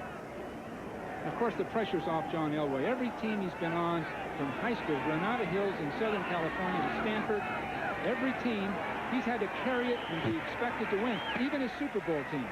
With this kind of a running game, it puts Denver in the big-time slot, so to speak. They've been in the Super Bowl, but now they'll be able to compete with the big physical teams. There's the ice truck. Gerald Perry, 305-pound tackle down on that last play. Now they got outside with Humphrey for 10, and now they get 5 with a power back Alexander. Timeout for the injury. They go to that running game. They got the two young men in there. Alexander, and it's play action to him, and then the throw outside to Humphrey, the other back. And Bobby Humphrey is a talent. He has a first down at the 46. Zeph Lee and Lionel Washington make the tackle. Just combining that trap play, they've run 3 different times I can recall with the play pass. Pulling guard, fake up inside to Alexander. Humphrey's outside. Problem. Play the trap or cover the pass. That time it was beautifully executed. And Humphrey putting some moves to free himself from Zeph Lee. Vance Johnson to the left, the artist. Mark Jackson to the right. Humphrey now shifts into the tail of the eye. Humphrey straight ahead to the 48-yard line. Gerald Perry working on his lower left leg or knee. Jim Jariga's own teammate, and a pileup landed in that leg. They're working on both sides, testing the knee strength. One of many nicknames on this Denver team, the Ice Truck, is there's the Duke and Big Money, and there's Ice Truck, Big Dog, Smiley, Chubb, Sluggo, Gumby. The Smiling Assassin will put the names with those monikers after this play. What'd they call you, Walsh? Did they ever have a nickname for you? I think it's Spider, believe it or not. Spider. Had nothing to do with sports. The throw outside, incomplete to Humphrey. Okay, while you spin away over there in the corner with your web, let's see who belongs to those. Well, the Duke, there's the Duke. John Elway, that swagger of his. Big Money is Bobby Humphrey. He's playing like it. Perry the Ice Truck. Big Dog Ken Lanier. Smiley is Steve Sewell. Alfonso Character is Chubb. Mark Munford, the linebacker, is Sluggo. Dennis Smith is Gumby. And Steve Atwater, the Smiling Assassin. Well, again, Denver's been caught throwing the ball. They had an incomplete pass. Again, that running game would be good to go to it and just test it. 3rd and 8, Elway in the shotgun. 9:49 left in the third. Good protection. And incomplete. Mark Jackson with Terry McDaniel all around him. In fact, McDaniel came up figuring he should have had the interception. That would have brought it right together. He had a shot. We have a flag down, and it's, I guess time had run out on Elway. Maybe there's no play. Illegal substitution foul. 12 men on the field. Defense.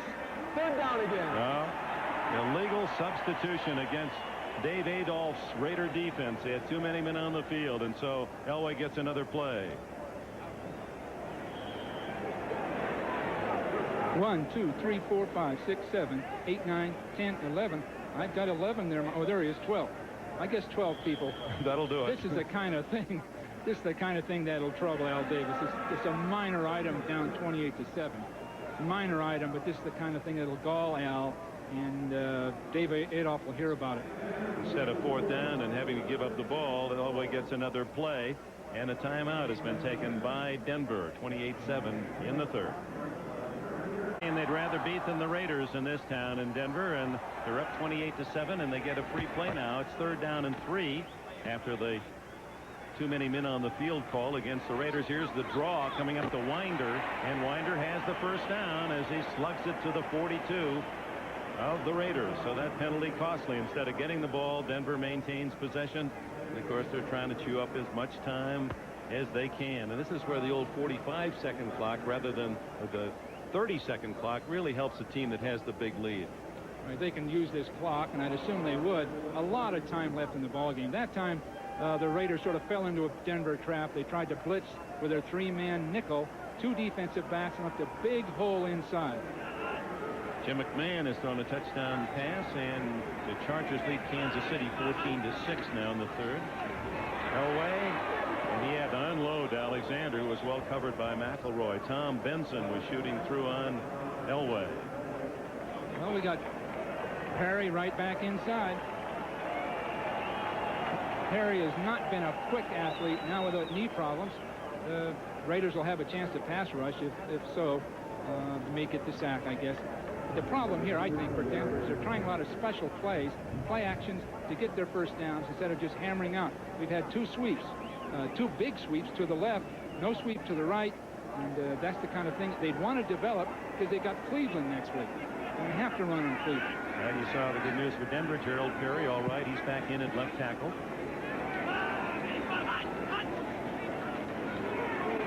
And second down, batted at the line of scrimmage, incomplete.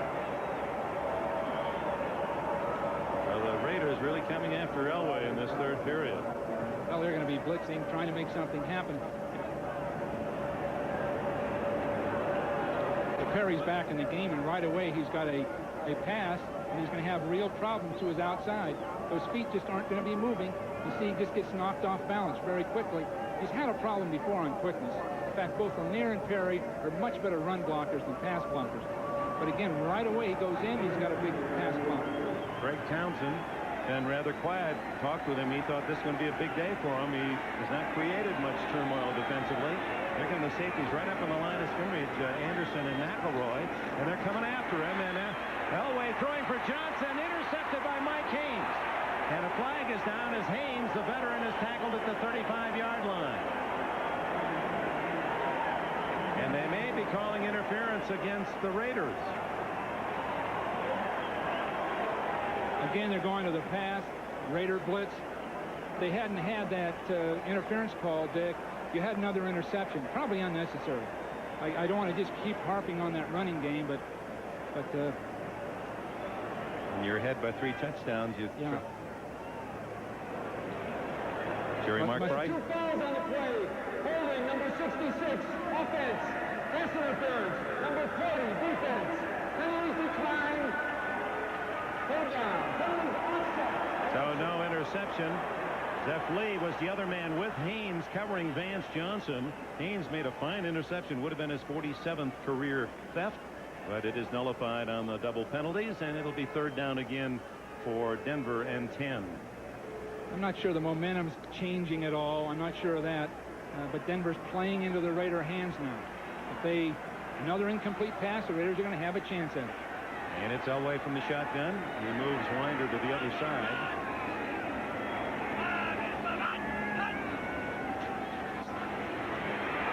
And here comes the scramble. And the gun, incomplete. Boy, does he throw well. That was Steve Sewell, the intended receiver, but running a right-handed man, running to his left and able to throw a ball with that kind of velocity. He's unique. He's probably the only, maybe Cunningham from Philadelphia can do it, but John's one of the very unique people, going left, throwing right. And at Granada Hills High School, recruiting him as I did when I was at Stanford, he did this kind of thing. It was just a zany thing. He can go left, turn, and fire a ball back to the inside. So he was the kind of guy, even if you could think back the days in high school, you'd say, when that young guy grows up, there's a #1 draft pick. He was that good then, even? You know he'd be an NFL star with that great athletic ability. Every team he's been on, he's carried in a sense. Here's Horan to punt. Deep to return is Bobby Joe Edmonds at the 10.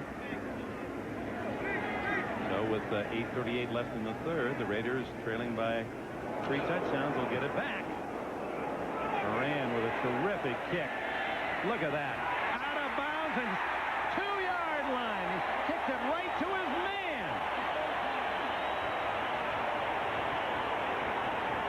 Darren Carrington, the rookie, was standing at the 2, and Horan just laid it right in his lap. What a kick. Absolutely beautiful. Timed shot down the field. Did the same thing in the first half. He kicked it to the sidelines at the 5-yard line. Maybe the best in the NFL at it. Mike Horan. He's an engineer. He's got all the angles figured. Other scores, finals, Buffalo, San Francisco coming back from 11 points down. There are your other finals.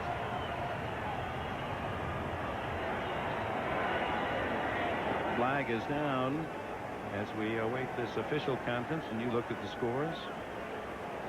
The late games, Miami leading, San Diego leading, and the Rams apparently going to win their third. Baseball, Baltimore loses, but so does Toronto. So the Blue Jays remain 1 up. Oakland wins. Kansas City wins. The Angels lose. So it's 5.5 game lead for Oakland over both the Angels and Royals.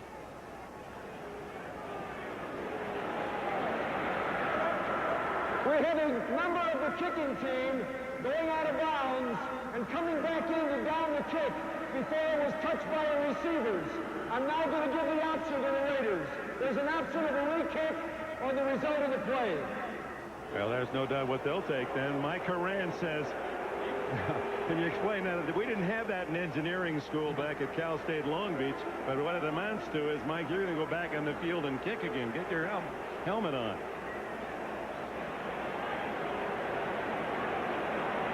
Carrington, the rookie, really got in the way of the play. He didn't need to down it. The ball was going to go out anyway. It looked like he just ran. Well, he just got in the way of the ball. See, he's out of bounds. Now he's back in to hit the ball. Now, that is a good call, because the way the ball was bouncing, had he not stopped it, it would have gone in the end zone. He would have stopped it, yeah. So Horan now will come back on and kick it again. He probably won't have any problem with that accuracy. Well, he led the league last year in net yardage punting, 37.8, almost 38 yards a punt net. And part of it was because of just this talent, kicking the ball out of bounds. Well, a good net is 31 or 32, so he's just far and above everyone else. What a difference. Finish up the other baseball scores. The Cubs beat Pittsburgh today. St. Louis wins, so the Cardinals' hopes are flickering but still alive. They meet in the final series of the season. Montreal beats New York. San Francisco winning again, and San Diego and the Dodgers tied in the 7th. 4th down. Horan, who in the offseason has been working in designing manned and unmanned radar equipment, radar and sonar. That sounds like pretty good training for a kicker trying to aim that ball out of bounds. Maybe he's got a little beeper set up in those corners. Let's see if he can do it again. Good off-season job for him. I'm sure he didn't get that at the employment office.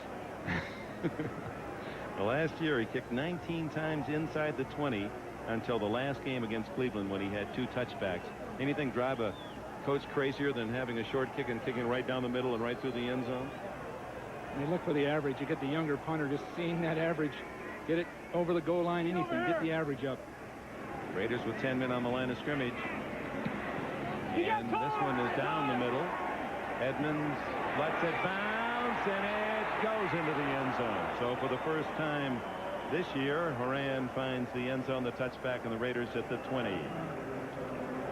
47 yards, but only 27 net on that one. Well, next Sunday, week 4, begins at 12:30 Eastern time.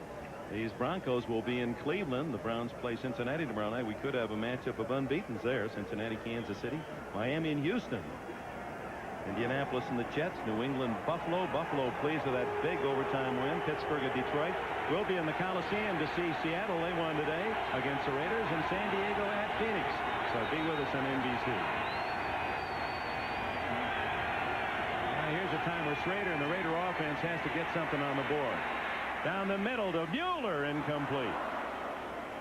That is a tough ball to catch, because Mueller knows that weak safety is coming over. He's got one of the big hitters in the league in Smith, and he sort of gave it a shot, but you just can't lead a guy too far on that. Broncos were offside on the play. That'll cost them 5. We talked with Dennis Smith, the veteran safety, and asked him about Steve Atwater, his new partner on that back line. You talk about a pair. No one in the league close to having. One guy's 6'3", Smith. The other is 6'4", Atwater. They both weigh 215 or more. And what did he say when he said, what about Atwater? I said, I just want to be near the tackle, because the ball is going to bounce out of there. He's going to knock the ball out, and I want to pick up that fumble. And they both feel that way. Yeah, they'll force some fumbles. Both have that size and range.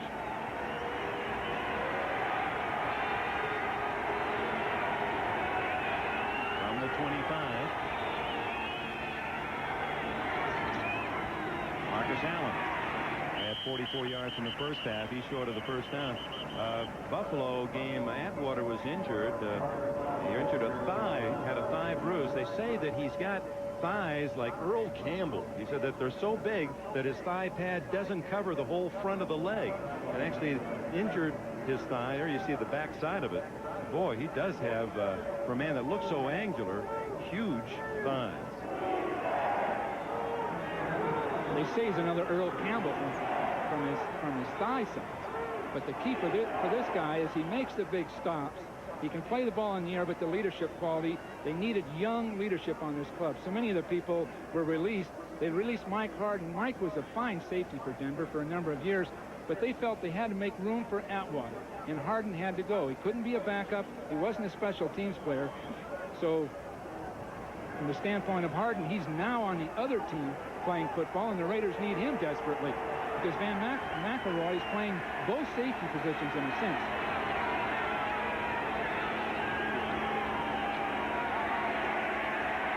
Schrader in traffic. Now finds Allen wide open, 45-50. Oh, nice move by Allen, but able to make the tackle was Wyman Henderson at the Denver 49. First down, 24 yards on the play. Wyman Henderson, we had him for the strike games, and he played for us. We released him with the 49ers, and the key for a lot of these players, he's not marginal players, but young journeyman players, is try to stay with it because he came to us. He went to Green Bay, I believe it was. Minnesota. Now he's back here and playing full-time, got interceptions, and they're counting on him. And here was a player during the work stoppage, during the strike, that was a fill-in player. So first down for the Raiders at the Bronco 49. Trailing 28-7 with 6:35 left, third quarter. Underneath again to Allen, working on those linebackers. And here comes Tyrone Braxton to make the tackle, the other corner. Two new corners in this rebuilt defense of Wade Phillips in Denver, Braxton and Henderson. Well, we're going to get a crossing pattern, and what we're going to do is get Marcus Allen crossing the field to the other side while the others clear out. Now, this is the kind of thing that Jay Schrader should be doing, the Raiders should be doing. There's no use bothering with a run now other than as a changeup. Just these short intermediate passes. You don't want to wear Marcus Allen out, but he is a fine receiver. Both backs are good receivers. Just ball control. Try to get bigger chunks of yardage at this point in the game. They have to. Allen with over 100 yards now running and receiving. And here's Steve Smith on the draw. And he gets it to the 30-yard line and a gain of about 7-8 more before Atwater and Braxton can make the tackle. I'd like to see the Raiders go with a no-huddle here just to see what the Denver defense would do. Maybe they could straighten that defense out from the standpoint of getting the same alignment every play and then begin to throw their ball control passes. Well, Buffalo used that very effectively, rallying from a big deficit 21-0 on Monday night. It's best when you use a tight end and two backs because you keep people in their base defense, much as we did in the Super Bowl in that last drive. Second down, 2.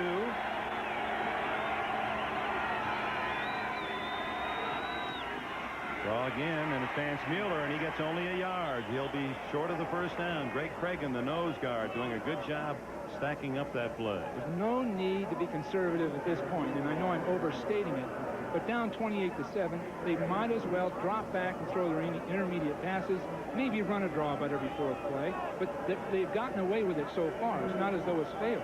They're getting good pass protection, and if they did that without a huddle, much as the Bengals do, I think they'd have a chance to get back in and score, then who knows?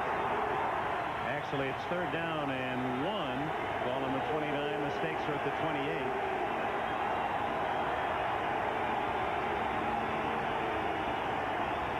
Marcus Allen fumbles.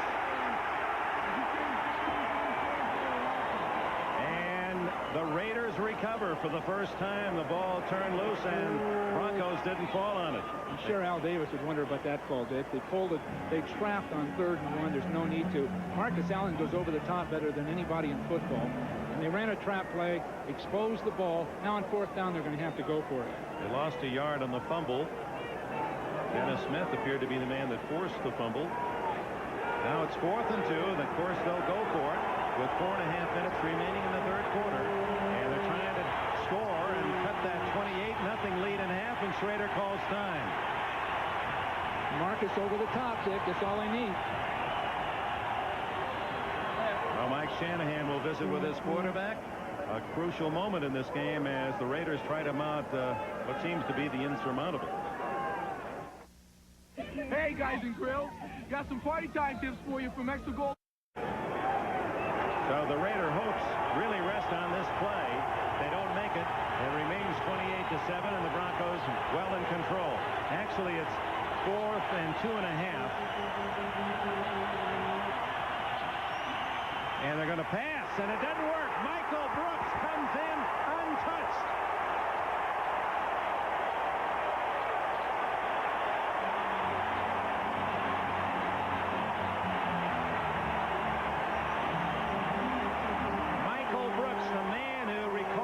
Safety in Buffalo Monday night that started the Broncos to a win. He comes in clean.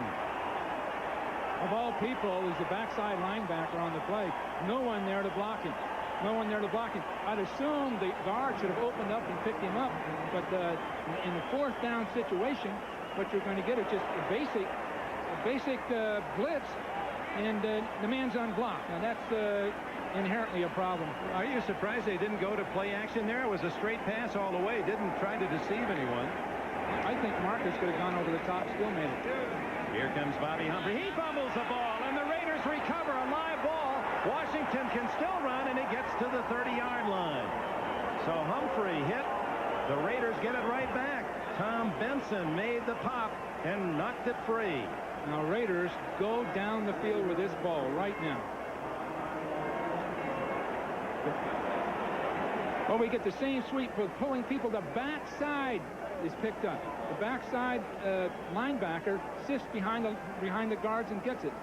The backside tackle should have gotten there. That's all there is to it. You know what? Watch Washington here. If his own man doesn't fight him for the ball, Washington might have his second touchdown. He has one with an interception. See right there, his own man almost tackles him, or he's on his way. There were no Denver men downfield. Well, the ball at the 32-yard line on the turnover as that statistic begins to even up, although the Raiders' score resulted in 21 first-half points. Well, I don't know what this is unless the instant replay people are checking it out. Well, it had to have been a fumble, and it had to have been a Raider ball. Well, they might be saying, maybe did he have a chance to get up after? Down, yeah. Was he knocked down by a Denver force? Didn't appear to be. It looked as if the Raiders themselves knocked their own man down. 23 seconds on the 30-second clock, please. 23 seconds. You like the instant replay? Well, I think it's here to stay. I'd say yes. Even if the officials now buy it. At one point, you almost felt the officials were sabotaging it in their own way. They didn't believe in it artistically and professionally. They didn't like somebody else making the call. But now, it's just part of the game. They don't depend on it, but it's proven to be pretty darn good this year. They've made some good reversals and proper reversals. The play stands. Ball at the 32.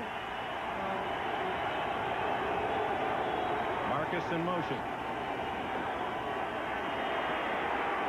Schrader throws underneath to the tight end Mike Dial, and Dial is hit by 3 Broncos as he gets to the 23. Just hold the ball, Dial. Now get right up and run another play right now. The clock's running. They're in scoring position. Would you really go to the quick or no huddle at this point? They have to at this point if they're thinking of any chance of winning. And they've got a chance because if they can get in quickly here, they've got a full quarter. They'd have to get some breaks, no question about it. But it's been done. They did it a year ago. Now the other side of that is haste makes waste. And they don't want to squander the chance.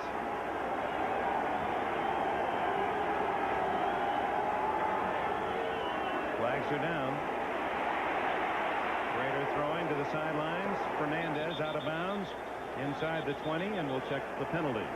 Wilkerson jumped off sides and didn't jump offside. He jumped into pass protection.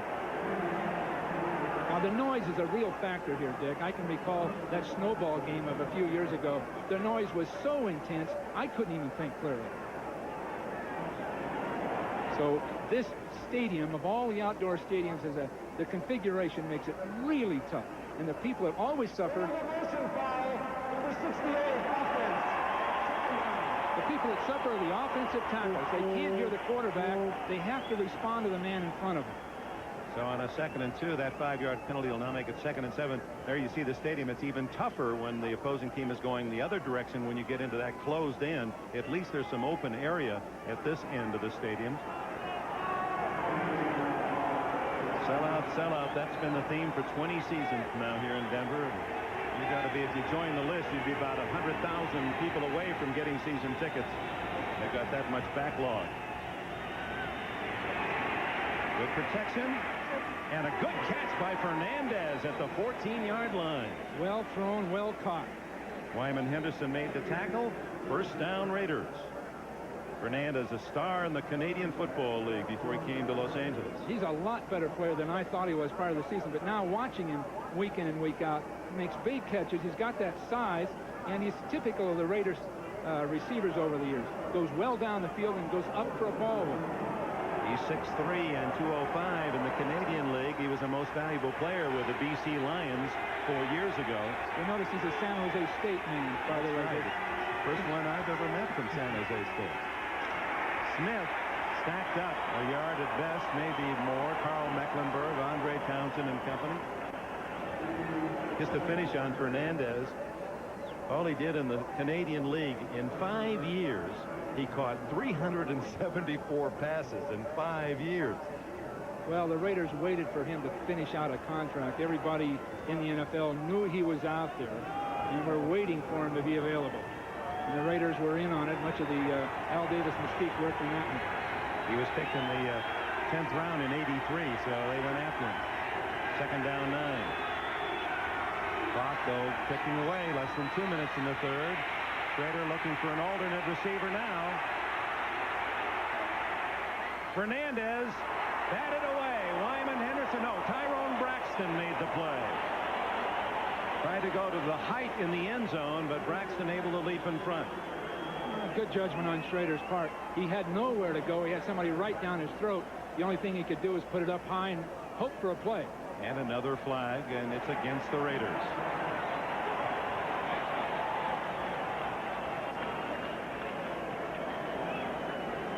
Might have been holding someone in that front wall. Looked like Graves was really having to grab his guy. Rory Graves, the left tackle. Ohio State, where he played next to Lachey. Let's look at him, 60 far left. He's in pretty good shape here, but he's got a grip that's so tight right there. You can see it hold easy. Well, he saw Schrader in trouble. It was each man for himself about that. That's the ice truck there. He had the old prongs out there. That's the things he used to carry those ice blocks around with. Left and right. He's going to hook on. Tongs. Screen up the middle to Smith. Another flag is down. And Smith gets to the 10, inside of the 9. Oh, brother. I can't believe it. Everything's going wrong. It's just that the team just isn't functioning that well. Number 60. Okay.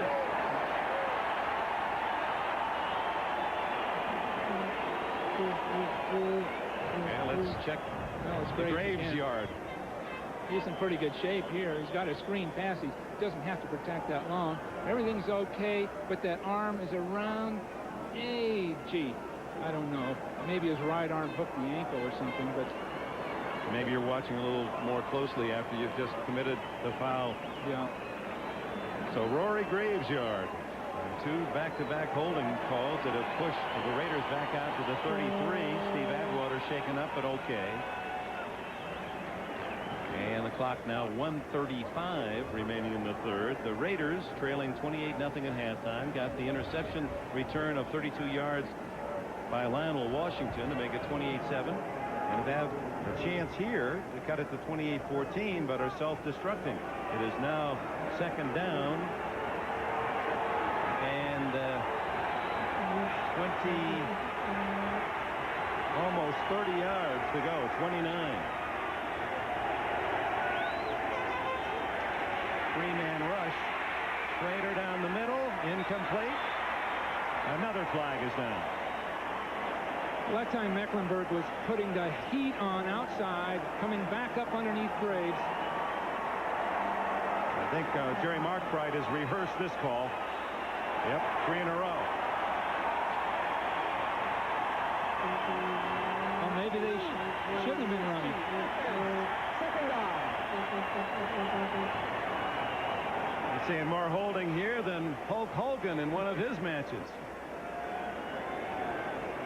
Well, we've got, it looks like it's in pretty decent shape. Now, right there is the hook, right up underneath.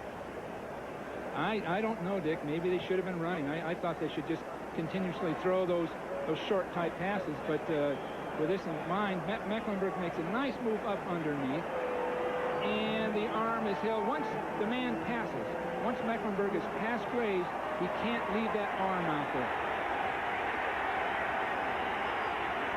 They were at the 12-yard line. Now they're at the 43-yard line. Schrader.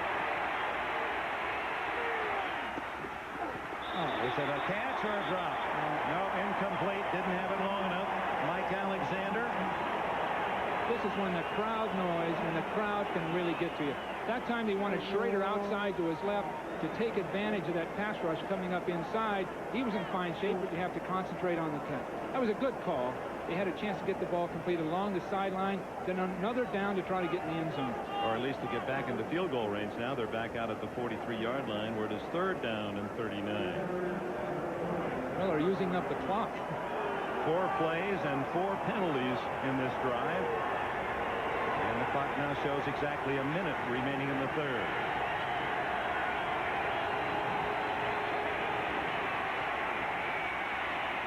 No one there. Steve Smith was well covered. Dropping out was Ron Holmes, required from Tampa Bay, the former #1 pick of the Buccaneers. He just played it very loose on that backside and was playing pass coverage on Smith. Now, those are the kind of things that are a good play, but called at the wrong time. You had a zone defense, 3rd and huge yardage. Then you try to look for a throwback. You know that people are going to be waiting over there for something. So instead of a touchdown, instead of maybe even a field goal when they were at the 12-yard line, now on 4th and 40. The Raiders bring their punt team on, and the Broncos, for whatever reason, call timeout with 53 seconds. That'll give us a chance to update you on the other scores. Reeves seems puzzled about the calling of time. Miami leading the Jets by 4. The Jets got a safety. That counts for the unusual scoring in that one. Now in the 4th, San Diego leading Kansas City. The Chargers going for their first win. And after 31-0 lead, the Rams have seen Green Bay come back in the 3rd period. 3 touchdowns. Green Bay is starting to show signs of development. They really are. They've put together just enough talent now. They're making people like the Rams flinch a little bit. And I think they've done a great job up there. Right after this punt, some of you are going to join that Miami and Jets game, a 4-point game. Of course, we'll stay here as it is obligatory to service the 2 main cities, Denver and Los Angeles, involved in this game. And, of course, the other NBC teams will keep you abreast of any scoring developments in this contest. That one's a beautiful kick, but it's going to be way into the end zone. 10 yards in. And it'll be a touchback at the 20 for the Denver Broncos. So for some of you, thanks for being along. The Denver Broncos leading 28-7. Thanks to the penalties the Raiders committed. Sammy Winder showing some good speed straight up the middle, and he has 11 yards and a first down before Mike Harden, number 45, the former Bronco, can make the tackle. Winder's really been a campaigner, hasn't he, for the Broncos? Been through it all. When they hadn't done well, all the way through the Super Bowls. Now he says, don't give me the ball outside. He says, I don't have to try to get outside. We got Humphrey for that. But the remarkable thing about Winder, he's the 2nd leading rusher in Denver history, over 5,000 yards, and he didn't get many long runs. His longest ever was 52 yards. Most of those 5,000 were 3s and 5s and 7s, and sometimes big ones like that, 11. He has been a good campaigner. End of the 3rd quarter at Mile High Stadium, and it's still the Broncos, 28-7. And it appears the early returns are really favorable. They really are. Pat Bowlen both and Dan Reeves both agreed. Following an 8-8 season, changes had to be made. They've gotten all the mileage they could out of that other group. They've gone to two Super Bowls, but with not a lot of strength and power, mostly with mirrors. Now they need the substance to play people like the Giants and the Bears, people like that in a Super Bowl, and they're doing exceptionally well. They've put people together. They've put talent together through all sources, and they're on their way. Elway told us at practice 2 days ago as he hands off to Winder. Winder weaving his way and fights out to the 42-yard line. Another first down. A dozen more for Sammy. Elway told us that last year was the first time in his career in Denver he didn't feel the team would win. They said the team just were hoping they wouldn't be embarrassed.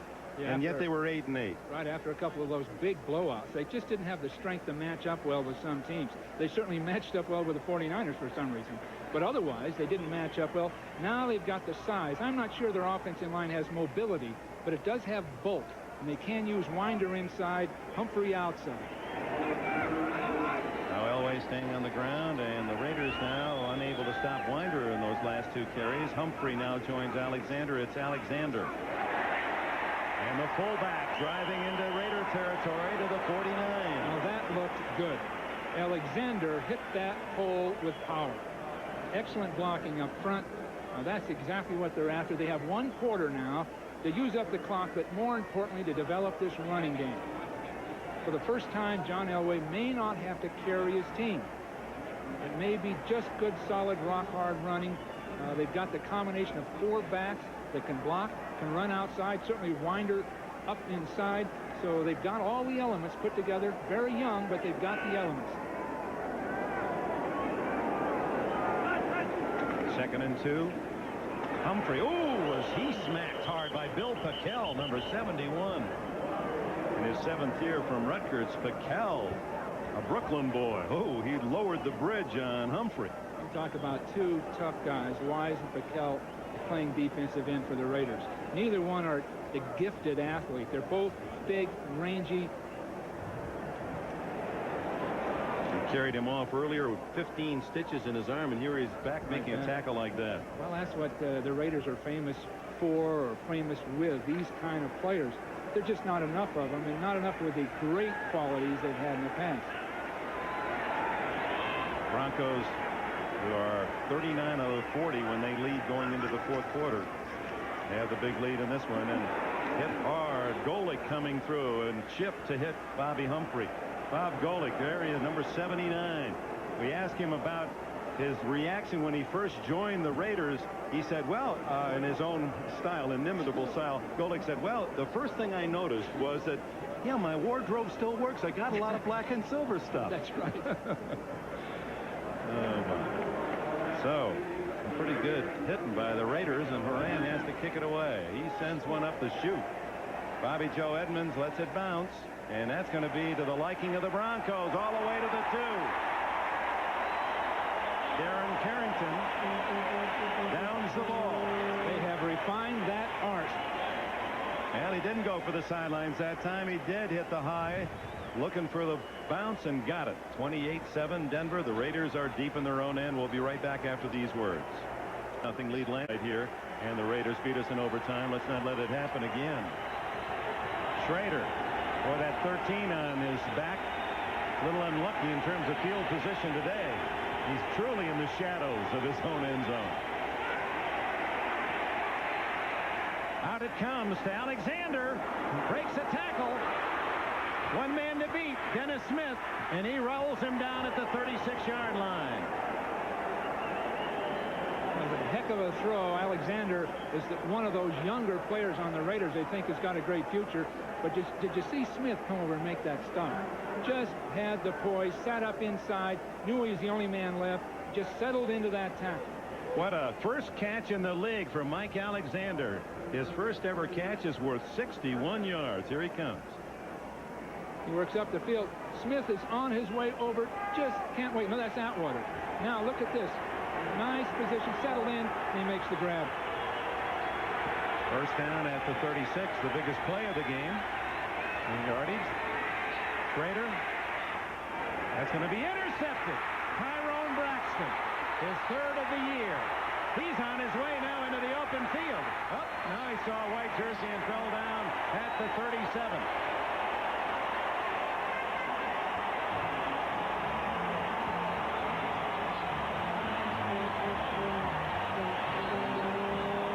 Schrader had some heat just to his outside, but the ball is beautiful defense from the standpoint of forcing him to throw over people's heads. And with that in mind, he just had to throw it over people's heads to try to complete it. It wasn't there. What he had was a corner pattern with the heat coming outside of him. He had to step up and try to throw it. He overthrew it to the outside. He almost loses the ball here. Tight end, over the top, couldn't quite make it. That's a tough throw, especially with that pressure from his outside. Mike Dial, the tight end, was the intended receiver, and Braxton with his 3rd interception in 3 games. From the 36, Elway throws it into the flat to tight end Clarence Cade. Out to the 42-yard line, a gain of about 6.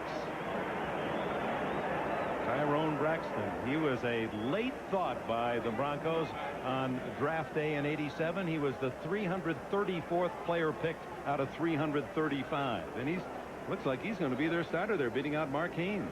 It's turned out well for him. Vance Johnson to the near side. Mark Jackson to the left. They've got two quick little receivers out there. And it's the draw to Winder, met by Van McElroy, and flags her down. Well, the makeup of this Denver team with the two quick receivers on the outside, good solid tight end play. It looks like a good team. This, of all the teams we've seen, Dick, I think this one has as good a chance as any to go through the AFC and do well. They really do. Cleveland will be a big touch. Second down. Well, you have to figure with all the new players that they can only get better as the season progresses, whereas last year, well, we had a note on the players just released, the Rulon Jones, Mike Harden, the Steve Watsons, players with averaged around 10 years experience in making those changes. The veterans, most of them smaller size, not as quick. Now you get new life, the enthusiasm that comes with youth, and the Mecklenburgs and the Elways have said, hey, these kids are making us believe. Well, Elway said this team has more potential than any of the other teams. And they've been some good ones. Elway way off the mark to Mark Jackson. There were 4 Raiders around Jackson. Maybe he threw that away knowing that there was no chance. Well, the value in Elway in this case is he can still make his big plays while these other people learn the game. And so he doesn't have that. They don't have the heat on them to have to perform so well as long as there's a John Elway and a Dennis Smith, for that matter, in that secondary.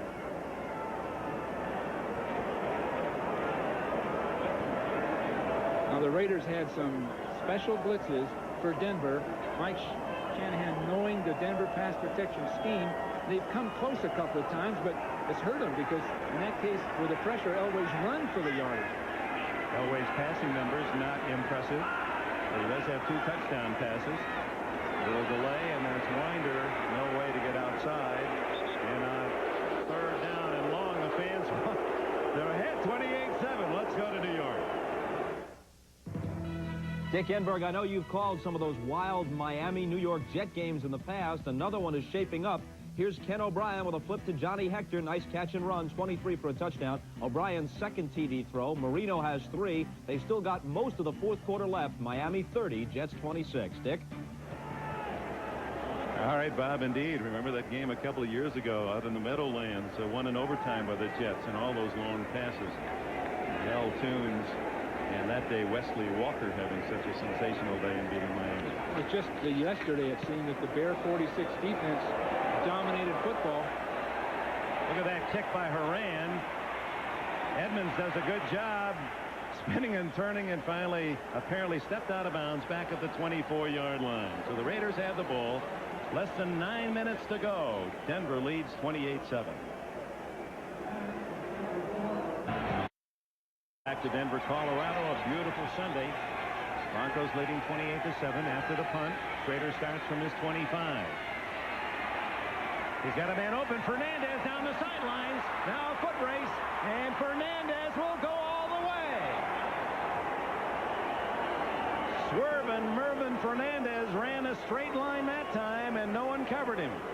Well, the safety Smith was supposed to be over there, and he didn't quite make it. They had that big hole in behind the corner, and it was wide open.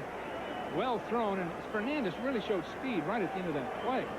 75-yard strike, and with 8:44 left, the Bronco lead is cut to 28-13. You see that some inherent possibilities in the Raiders. They've got the big arm that Al Davis wanted. He went out and got it.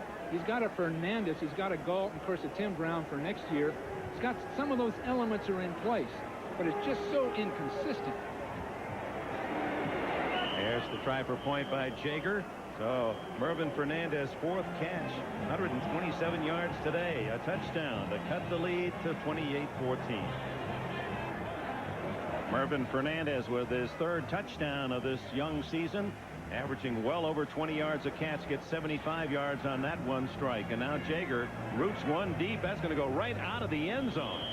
That one about 75 yards in the air. Let's go back to the touchdown. Well, veteran Smith, Dennis Smith, didn't do it. He was attracted by Dial inside and just held it a little bit, then couldn't get back over. With Smith, all his experience, a Pro Bowl football player, you'll notice that he's not breaking where he should, and that hole hits inside. Now it's just a foot race. Henderson can't catch him. Smith has lost a step, no question about it. Beautiful throw. Fernandez really showed some stride when he went out after that thing. Boy, you think back to that drive they squandered with all the penalties. This could be a 28-21 game with 8:38 left. Now Denver's going to have to run the ball. This is the key to the game. Winder, who protects the ball well, gets to the 24-yard line where it'll be 2nd down and 6. 3 first downs rushing. They can probably get 5 minutes off the clock with just 3 first downs rushing. And that's what they have to do right here. They can't afford incomplete passes. Well, that's Schrader. He does have a rifle, doesn't he? These two men, Elway and Schrader, as we talked about, there are many likenesses, and one again is their ability to throw the long ball. There's not many guys that can outrun their passes, and they've got some speed to throw to. That's so true. Elway's got a big advantage with playing so much more football than Schrader. Also, maybe his instincts are, they're so good. There aren't many like Elway, but Schrader does have the arm. Here comes Benson, and the throw is off to the tight end, Pat Kelly, and he gets a yard before Van McElroy comes over to make the hit. Let's update you on the other scores. Boy, you need a computer to add up all of the touchdowns of this day. Miami now leading by 4 in the 4th. 21-6 San Diego, and Jim McMahon, apparently the Chargers going to get their first win of the year. The Rams led 38-7 in that game, and now in the 4th with plenty of time, Green Bay has closed within a touchdown. Buffalo in overtime 47-41. Philadelphia and San Francisco, that's not a correct score. San Francisco beat Philadelphia 38-28. Trying to shortchange your former team. There's the first down catch. He needed 6. He got 7 to Vance Johnson. Vance Johnson able to pick up the first down at the 31-yard line. We talked about his artistic talent, and he's been working on several projects. One is that of Sammy Winder. There is his painting of Winder. He likes Leroy Neiman, does Vance Johnson, and he also likes the work of Patrick Nagel, the late artist who painted women, and perhaps his strength, though, thus far as recognized in his shows, has been Vance Johnson's ability to do the portraits of women. In fact, a lot of the wives of Bronco players have asked that he do so. He's really interesting, well-rounded man. He says he paints every day. Practice, no practice game. He takes time every day to paint. Caught in the backfield for a yard loss. Bobby Humphrey, Jackie Shipp, 58. Former Dolphin made the stop. Vance is doing a portrait for the Reeves family, as an example. I understand for the Bolin family. What a unique guy. So bright, so articulate. And he sort of shows that kind of football creativity, that quick darting movement. So the other thing he's learned that has a carryover is patience. When you're painting, you have to be patient. And maybe he said, I'm bringing that from football to my painting. You have to be patient. For example, there's his first catch. He has to wait a long time. Same with his artistic work off the field. Elway under pressure again, dumps it off to Humphrey. A good throw. And the tackle made by Mike Harden out at the 33. That was Elway's quick release. It got away with that. Most quarterbacks have been dumped back there. And he only gets 3 yards, but what a throw, right on the money. Right on the money. Vance Johnson said that Elway throws the ball so hard you can actually hear it whistling coming in, much like a baseball hitter talking about a Nolan Ryan fastball. You can hear it coming. He said, in fact, he's had several dislocated fingers in practice and games, and you see that right index finger of Vance Johnson. That's just because of the power of Elway's arm. 3rd down 7. Pressure, oh my, and there's a fumble. That's a live ball. And here goes Lyndon King for a touchdown. Oh my, we've got a game. Greg Townsend made the hit. Lyndon King in Honolulu surfing 6 days ago has a touchdown in Denver today. Well, Mike Shanahan said they had the blitzes to beat the protection. They did. A totally unblocked man coming up inside. They gap blocked in here to pick McElroy up and come right up the field at King. Nobody touches him. So maybe they did have the answers. They waited quite a while to start using those answers. but they got it. They got the big play. Again, that running game in the third quarter we talked about, if John Elway and Dan Reeves had been able to run that football and use that clock, they'd feel a little bit more comfortable right now. So Greg Townsend, the man who haunted Elway last year in the Coliseum when he returned an interception 86 yards, forces the fumble. Lyndon King gets the touchdown, and the Raiders, trying to come back from a 28-0 deficit, have their second defensive touchdown in this half. The first coming on Lionel Washington's 32-yard run with an intercepted pass. And now Lyndon King gets the score. 15 yards he rumbled after picking up the ball, and now the try for point by Jaeger. And there's Townsend, the man who forced the fumble. Jaeger makes it 28-21, and we've got plenty of time. 4 minutes and 51 seconds left. What we get is blitzing inside through these gaps. We'll have an unblocked man right here when the guard tries to block down on McElroy. No one there, and Elway has no way to release that ball, no way to get rid of. It's a full-speed sprint. In that case, he had nowhere to throw the football. And Mike Shanahan, who's had those young furrows deepening on his brow, is happy now. Well, you see the emotion. He's biting his lip. Lyndon King, the former San Diego Charger, just signed this week to support that sagging, injury-riddled linebacking core. Gets the touchdown. The kickoff down by Ken Bell, and the Broncos will take it at the 20. Their 28-0 lead down to 28-21. Unblocked people. Lanier steps out. The guard blocks down. We have a man right through the gap.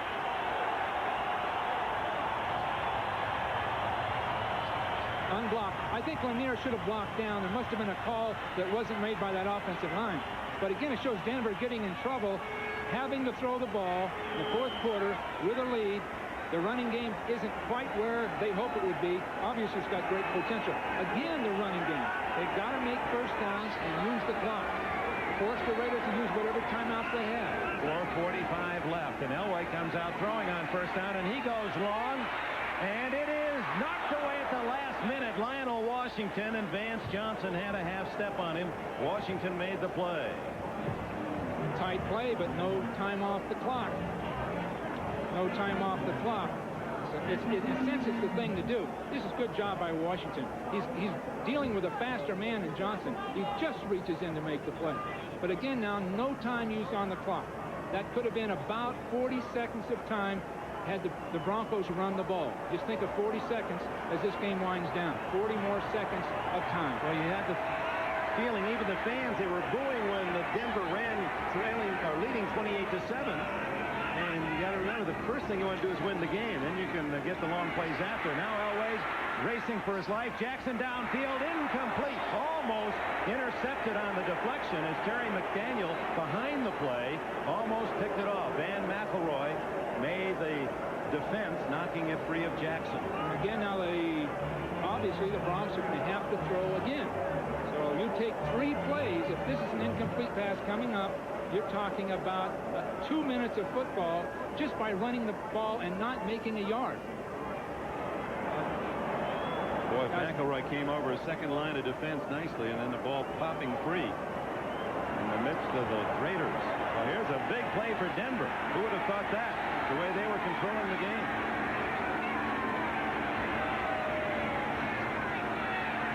Elway on the roll.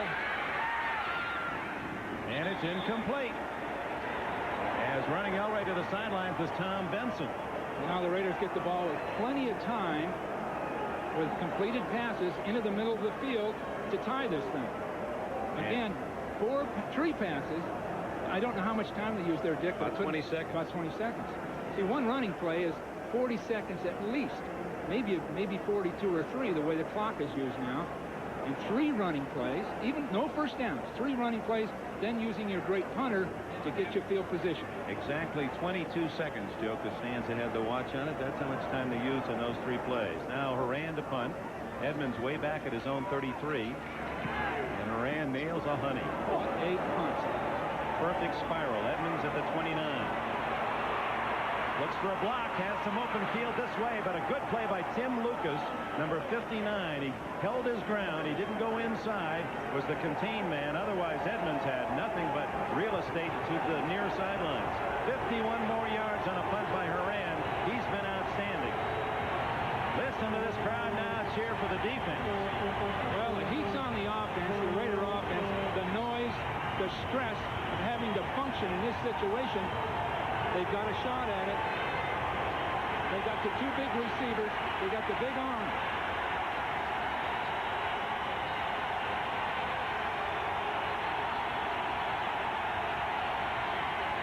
Deafening as Steve Smith on the draw gets it out to the 42-yard line. Carl Mecklenburg, the tackler, along with Dennis Smith. 5 yards for Steve Smith. Come on, speed it up. Speed it up, Raiders. Too casual right at this point. A lot of time coming off that clock. If they had 15 or 20 more yards of field position, they could be casual, but they're going to have to get going. Timeout situation. The Raiders have 2 left. The Broncos have only 1. 2nd and 5. Good protection. Long bomb. Oh, and Fernandez almost pulled that one in. Tyrone Braxton on the coverage. Boy, that Schrader, he looked as if he barely threw the ball, just lobbed it out there and then went 60. Well, that was a hope shot that time. There was coverage on both sides of the receiver, both sides of him, along the sideline. Nothing really could happen off of that. He was out of bounds anyway. They need to get the ball down the field inside, even if it takes some time. There'll be some holes in that zone inside. 3rd and 5. These fans shaking the rafters here.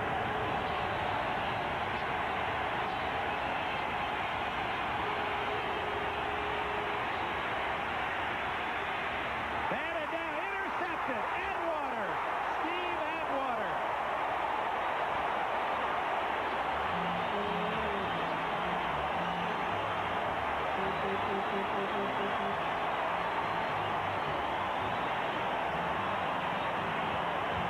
His 2nd interception today, and defensive coordinator Wade Phillips gets a big play from the rookie. Was that a batted ball, Dick? I didn't see that ball. Yeah, we're going to see it Take a again look right now. There's Atwater, 27, right in the middle of your picture. He's just holding off, covering Marcus right here. Oh, just right to him. Gee, that's good hands. Good But at that reaction. range to catch a ball thrown that hard, that's remarkable. Atwater was just there to cover Marcus Allen, just waiting for Marcus to come out of the backfield. The throwing lane right over the top of him. He just reached up and caught it. Well, the Raiders didn't spend a lot of time either. There's still 3:23 left. But the Broncos almost in field goal range now. This is Winder. 31-yard line, Bill Packel trailing the play, made the hit along with Van McElroy. And time called by the Raiders. That's an interesting use of that timeout to stop the clock now at the 3:13 mark. I guess they just want to get it stopped as quickly as they can. Boy, it's a terrific night tonight on NBC, and we hope you'll be around to enjoy the evening with your family. Alf holds court, begins things, then the return, the premiere of the season for Sister Kate and my 2 dads.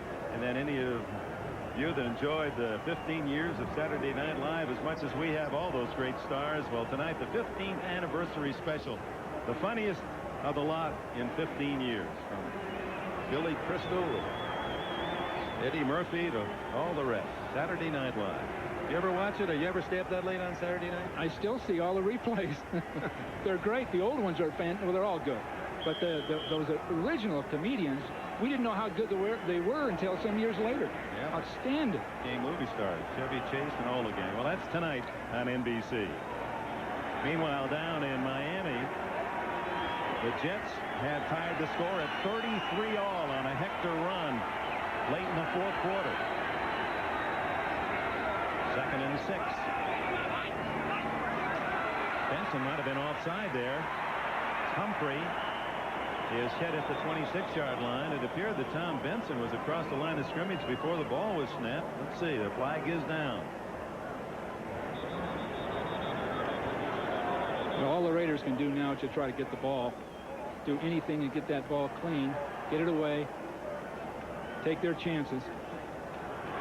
Well, it's early signal is it's not against the Raiders. Illegal motion. Offense.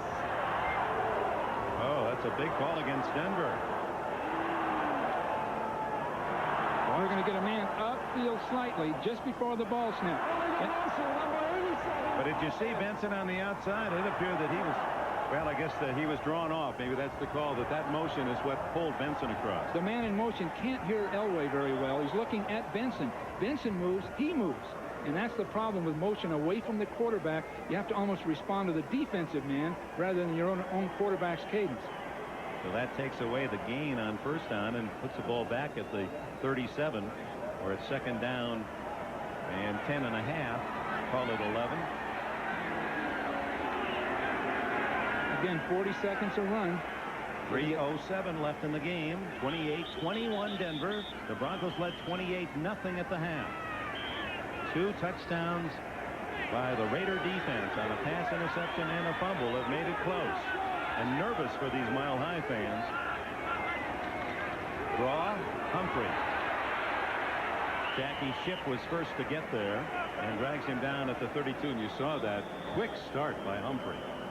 Timeout, Raiders. That'll be their final timeout with 2:58 left. They got the 2-minute timeout. They call the time here on third down and about 5. This telecast is presented by authority of the National Football League, intended for the private use of our audience. Any rebroadcast or other use of this telecast without the express written consent of the Denver Broncos and the National Football League is prohibited. This game is property of the National Football League, Los Angeles Raiders and Denver Broncos, and all rights reserved. Well, Mike Shanahan made a remarkable comeback last year here in Denver, down 24-0, tied it in overtime, won that game, and then again in Los Angeles beat the Broncos 21-20. Here's a man, he doesn't show it and won't admit it, but from all the word you get surrounding the Raider camp, from the players to Al Davis to the press to the Los Angeles fans, Mike Shanahan, despite a 5-year contract, needs wins desperately to stay as the head man. Or he needs his team to play consistently. They're just so erratic at this time. Not all of it's Mike's responsibility in a sense, because the talent hasn't been there as a group. Here's that same blitz again, coming up inside. And it's the pitch to Winder, read well by the defense, but Winder on his own hard running may have the first down at the 24. Boy, credit that to Sammy Winder's hustle. That was an excellent call. We get a trap play to the left side with both those safeties blitzing up inside. There's no one there really to tackle Winder. And people have to come off their blocks and go out there and make the stop. That's a first down, and Elway says, yeah, well, they're using up all their timeouts. That could do us for us. In fact, they don't have to run a play now till almost the 2-minute timeout. They're 12 seconds on the 45-second clock. 2:15 now on the game clock. Humphrey, and he draws the crowd. McElroy first, and then Golick to make the stop, and that'll take it to the 2-minute warning right now. Well, they can see Humphrey in the game. That shows you how much confidence they have in him. So with 2 minutes to go and no timeouts left for the Raiders, it's the Broncos by 7. So the excitement continuing. The Jets and the Dolphins, and here the Broncos squashing the chances of Jay Schrader and the Raiders. And the key pill to swallow for Los Angeles if they lose this going home will be the time they have the ball first down on the 12-yard line, and then 3 consecutive holding penalties by Rory Graves, their left tackle, took them not only out of touchdown chances but field goal range. Well, they're still sorting people out. The Raiders are still trying to find themselves, sort people out, decide who will play where and what they'll do. It's sort of an enigma. Some great things show up, and then some just absolutely horrible things show up. 2nd and 10, and here's Winder. And Mike Harton, his former teammate, knocks him down short of the first down. That'll bring up 3rd down and about 2.5. No way to stop the clock for the Raiders. Rams now take a 41-31 lead against Green Bay with 5 minutes left in the 4th quarter. Mike Shanahan, what stress, and he's handling it extremely well. I think he's doing an excellent job, but maybe that maturity there. If he'd had 8 or 10 more years of NFL experience as a coach, as an example, or a player, I think it would be helping him immensely right now. But he's got the mind for it.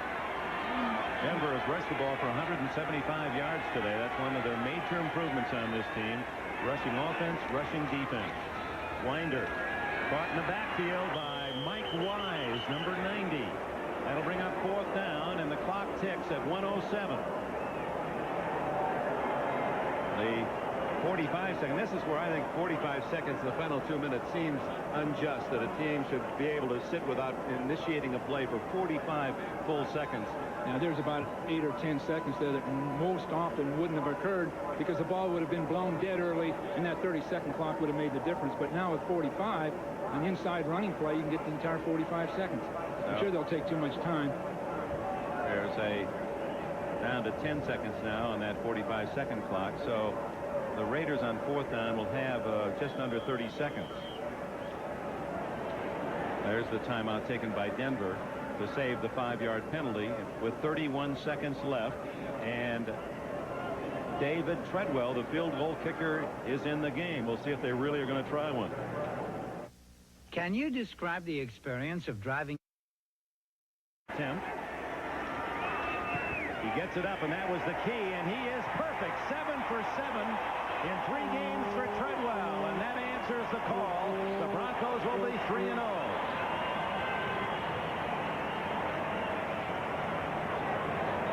He could be the hottest kicker in the league right now.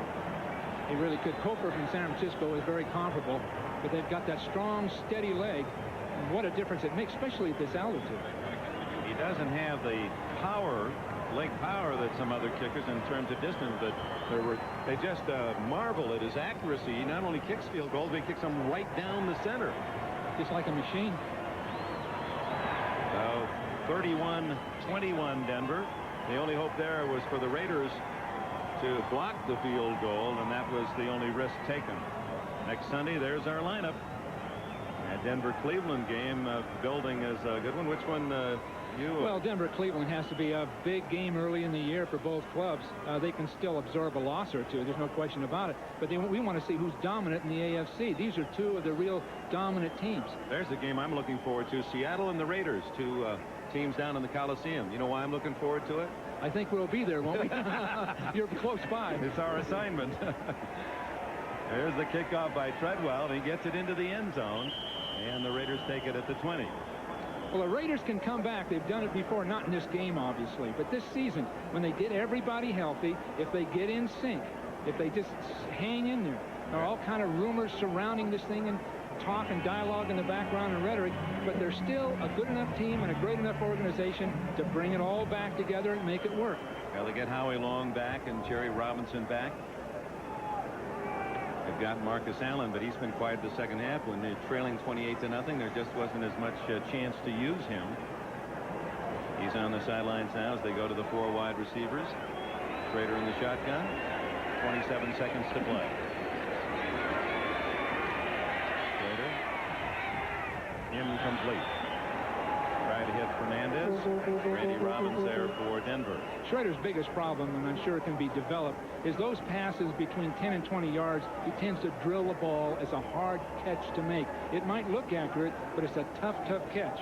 Elway, on the other hand, he's got such a tight spiral that people tend to be able to handle his ball a little better. Elway, statistically, you look at his numbers today, and they're not all that impressive, but gee, he made some big plays in that first half. When they had the opportunity, Elway was there to convert. Schrader, meanwhile, is 15 for 27, 290 yards and a touchdown. 3 interceptions. He throws it long.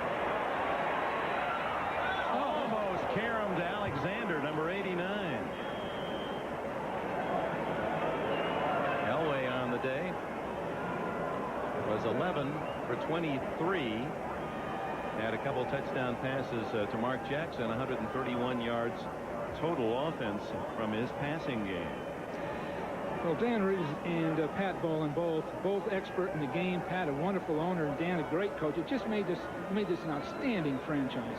If you think of where they've come since Dan came in and Pat came in, it's become one of the great franchises, certainly in the AFC, and they're going to be here to stay from the standpoint of continuity.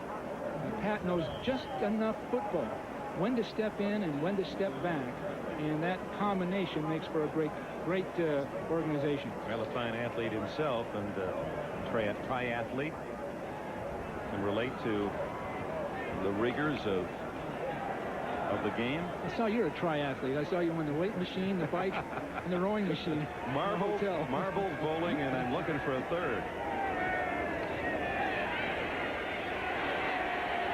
Schrader uncorks another long one.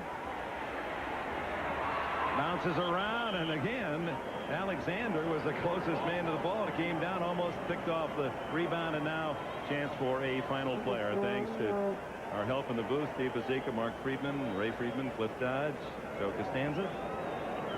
The game that Denver will be happy to tuck away and go 3-0, and the Raiders, they'll have so many chances to replay the moments. They had their own opportunities, and at the same time, Howie Long not at all happy being idle. They at the same time they left the ball on the ground too much. Yeah, a good rest for Howie would make a difference. He really needs a rest on that ankle because he's a great player. He can have great impact, but he's got to be in there every down. He can't be in and out of the game with a sore ankle trying to play. Yeah, Bob Costas told you the Jets got the ball right back, and they scored on a Ken O'Brien to Roger Vick pass. And with 1.5 minutes left in Miami, the Jets lead the Dolphins 40-33. Well, people are trying to rush 5 people against the pass, trying to play the original 46 Bear defense, and it's just the pass offense now is totally dominating the game all over the league. Schrader just takes the kneel down. The game ends, and the Broncos out of the gate 3-0, and they're galloping using a tough defense. They beat the Raiders.